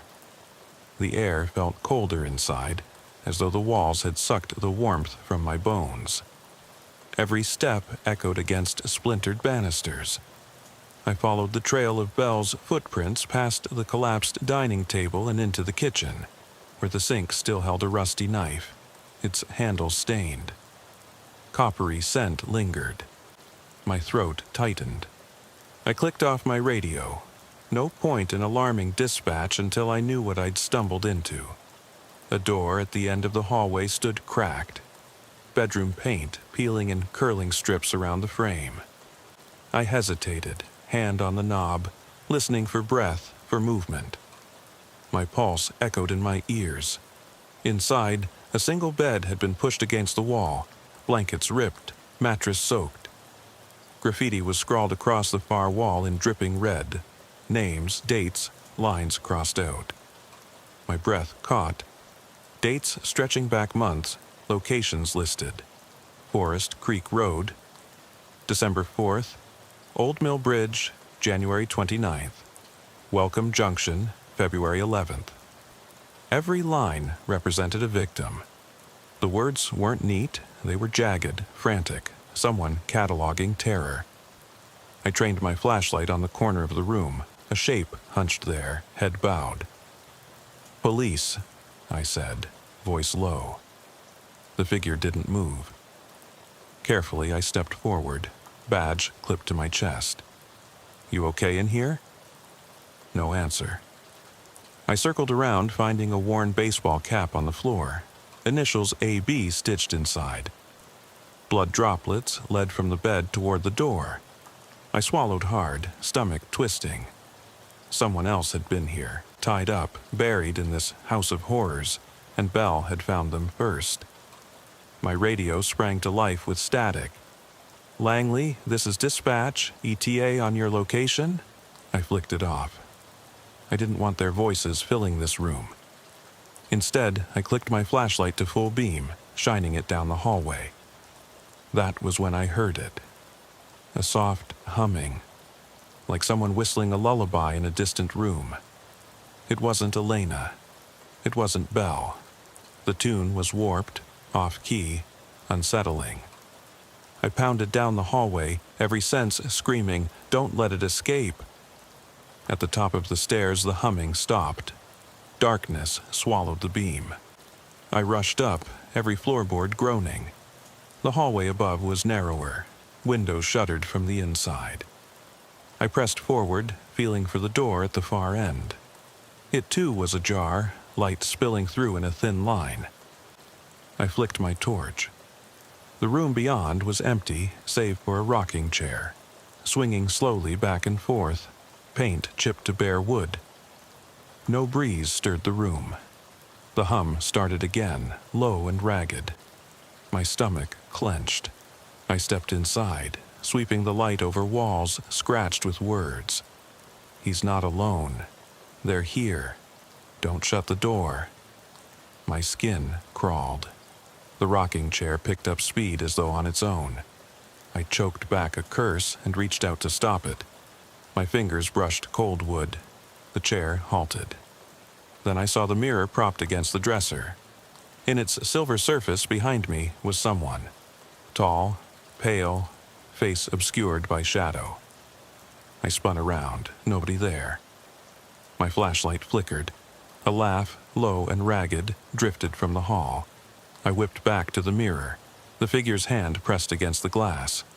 No reflection on the other side. A whisper. You shouldn't have come back. My breath stuttered. I remembered Belle's final stare, the smile that said he'd merely been the first. Someone, or something, had been living here long before him. And now it had my scent. I ran for the stairs, boots pounding, heart hammering so loud I thought it might burst.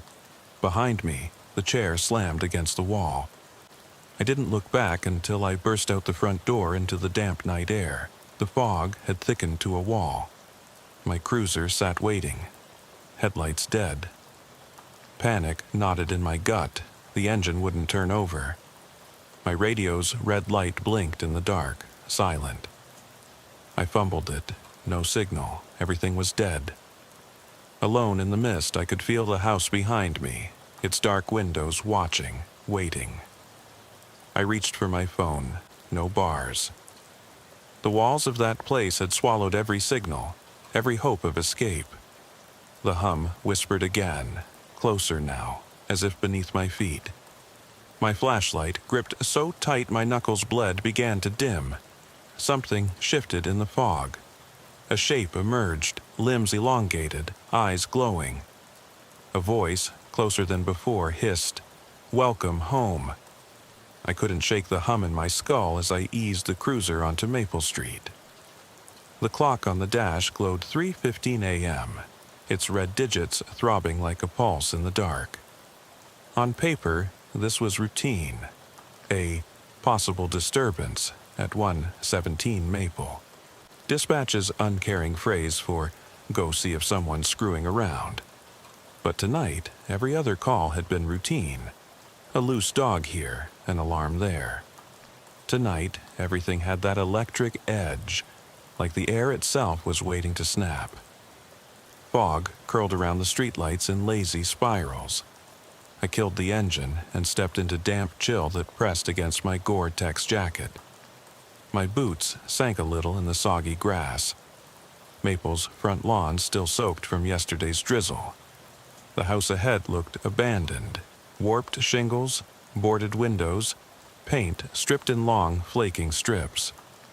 A single porch light flickered, bleeding yellow through mildewed glass. Every instinct told me to stay in the car, call backup, and circle around.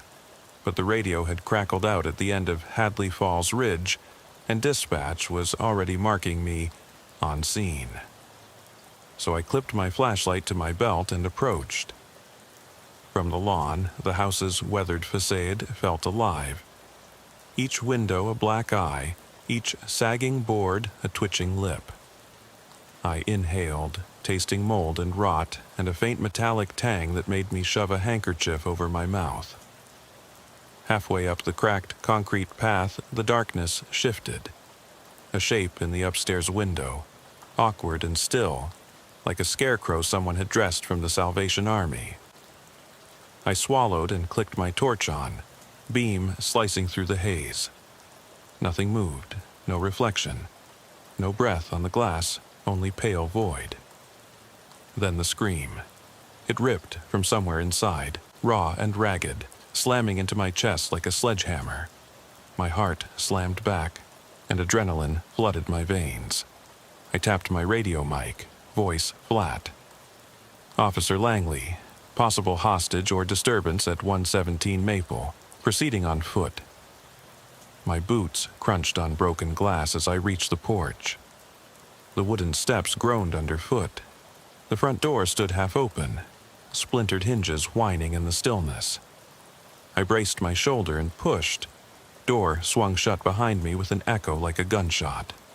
Inside, my flashlight revealed chaos. A sofa overturned, stuffing spilling like pale guts. A chandelier hung lopsided, its crystals dull. Dust motes drifted in the beam, shimmering then vanishing.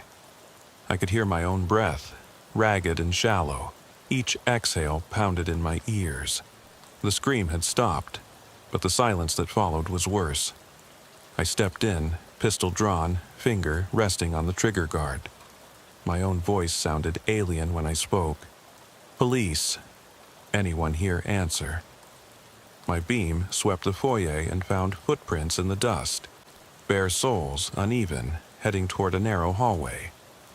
I followed, stepping carefully around splintered floorboards, every creak a betraying announcement. The smell changed as I moved deeper, from mildewed carpet to something coppery, thick, sickly sweet, like blood left to puddle.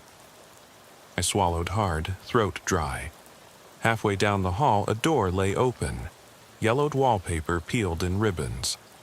Under a broken lamp, a table held an old rotary phone, handset skewed on the cradle. The coiled cord snaked off the edge to the floor, severed. I clicked off my radio, silence filling the space between me and danger. No dispatch voice telling me to wait for backup. No light-handed banter, just me, steadying my breath. I ascended the stairs one careful step at a time, each board groaning a protest. Upstairs, landing strewn with debris, torn photographs, children's toys piled in a corner like forgotten sacrifices. I could almost see the history, laughter, days of sunshine, now gone rotten. A door ahead bore deep gouges where someone had scratched at it. I slid my flashlight under the crack. Nothing but black. I pushed and entered a bedroom that reeked of damp linen and decay. The bed had been stripped. Box springs lay exposed and stained. Across the far wall, someone had scrawled in thick, bleeding strokes.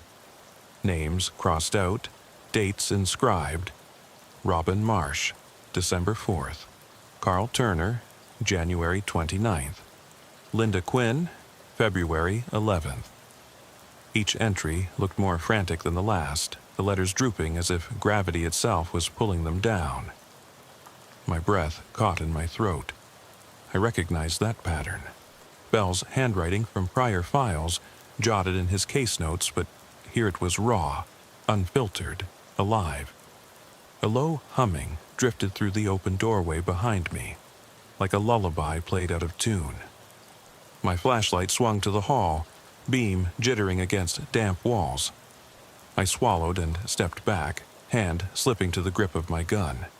The humming rose, warbling, bending notes like something metallic grinding on rust.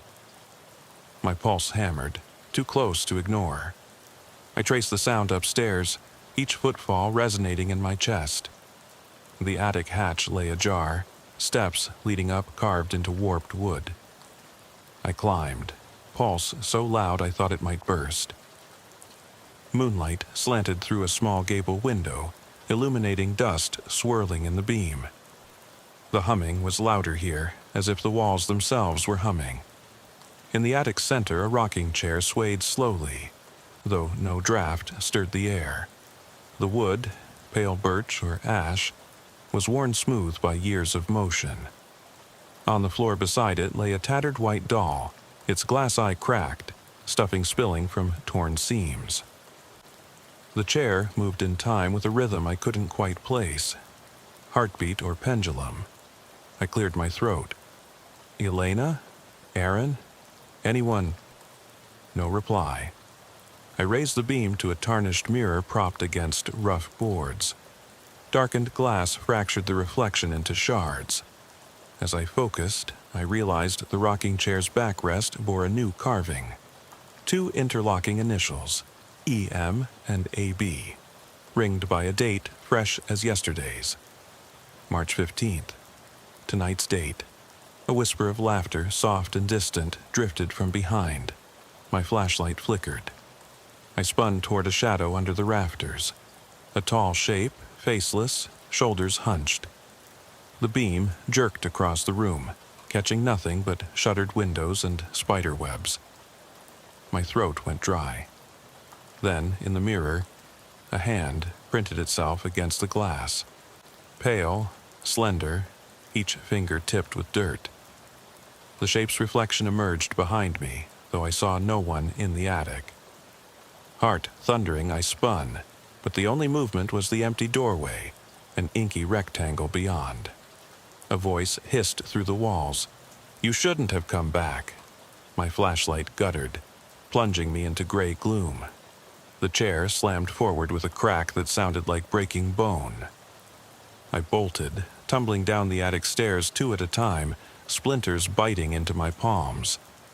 At the landing, I skidded into a wall, light dancing off peeling paint.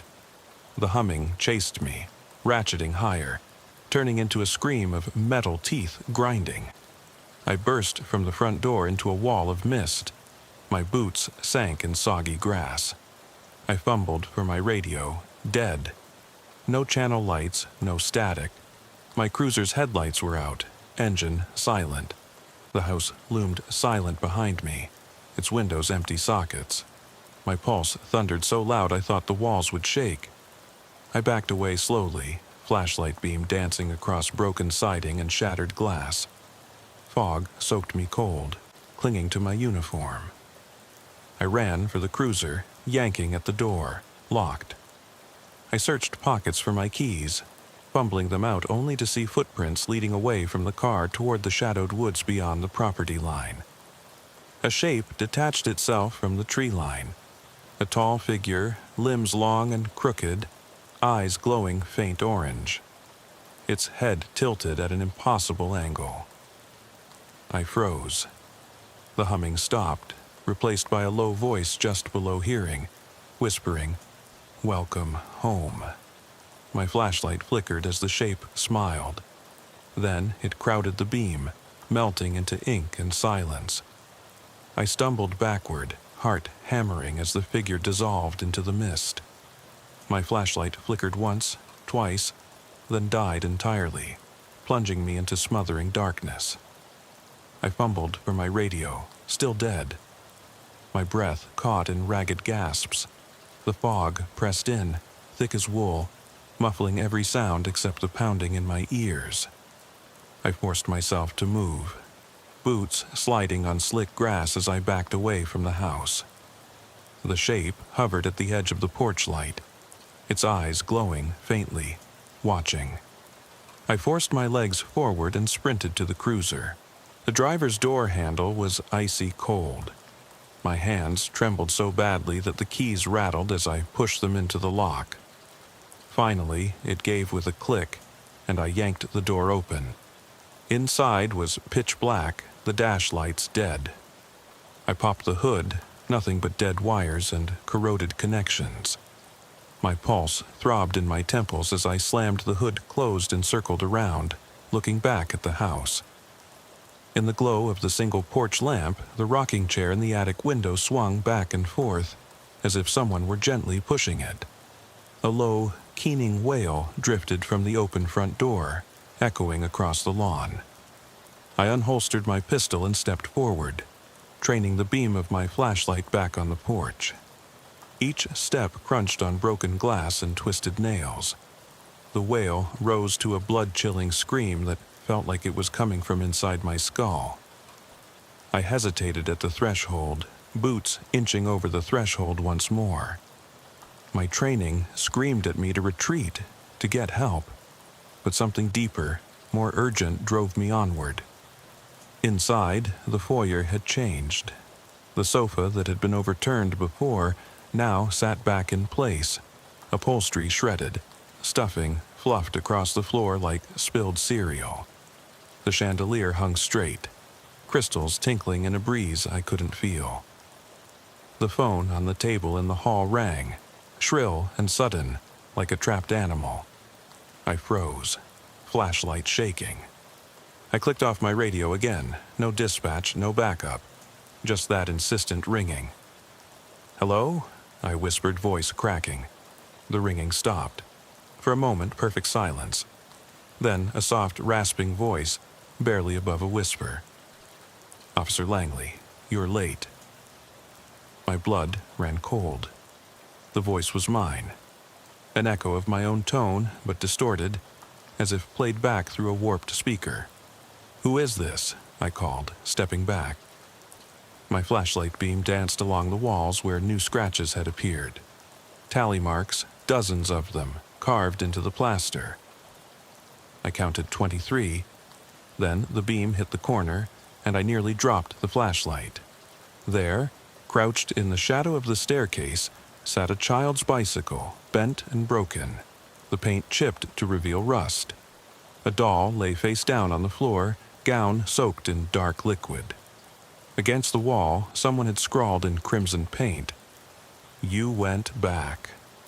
I swallowed, throat dry, and turned to retreat. But the hall stretched impossibly long, the ceiling sagging, doors appearing where there had been none. My footsteps quickened, echoing unnaturally. The air grew frigid, each exhale trailing mist.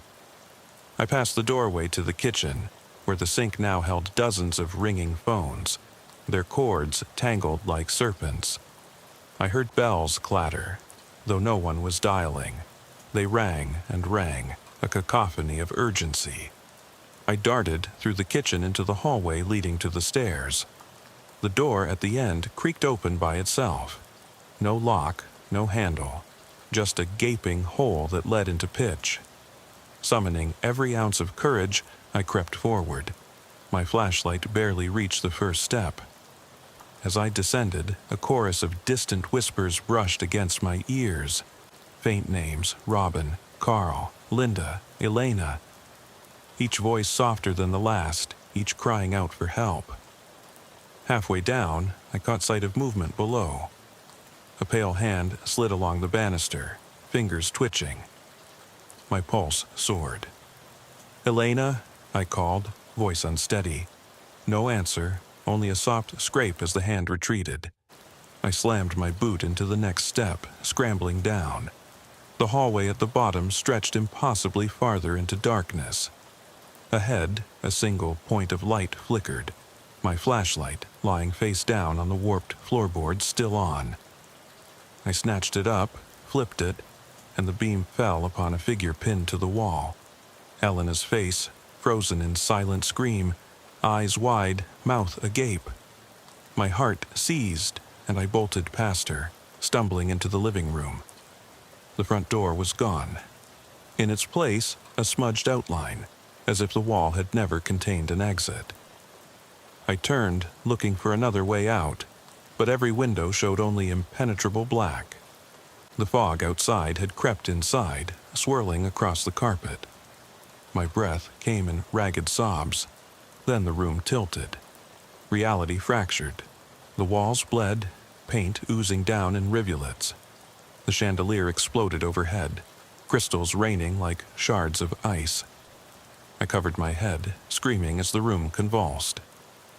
When the world stilled, I found myself alone in the foyer again. The door stood closed as if nothing had happened. My radio crackled to life. "Langley, are you okay? Backup is here." Dispatch's voice was calm, professional, unaware. I exhaled shakily. I'm fine," I managed, voice trembling. "I just got disoriented." I forced myself to open the door. They would see nothing out of the ordinary. The stains on the walls would wash away. The scratches fill in. The phones would be gone, the doll too. Outside, the fog had cleared, leaving only the pale glow of dawn creeping over the horizon. My cruiser idled, tailpipe smoking, engine warm. I climbed in, legs stiff. As I turned the key, the radio cut off abruptly. I looked out the window, shuddering. The house at 117 stood silent and still, its windows dark once more. I started the engine and drove away. never looking back. But every night since, I've felt the whisper of someone brushing past me in the hallway, heard a phone ring in the silence of my apartment, smelled damp rot on my pillow when I wake. I've checked the walls for scratches, but found none. The tally of names doesn't add up to my calls. The scratching starts again on the anniversary of that night, then fades. I've thought about going back one last time, to close the case for good. But sometimes, when the headlights sweep across my rearview mirror, I catch movement in the back seat. A pale face, eyes empty, mouth frozen in a plea. No matter how fast I drive, it doesn't disappear. So I ask you, if the thing that haunts me can follow me home, invisible to the world, and whisper my own voice back to me, how will you know it won't come for you next?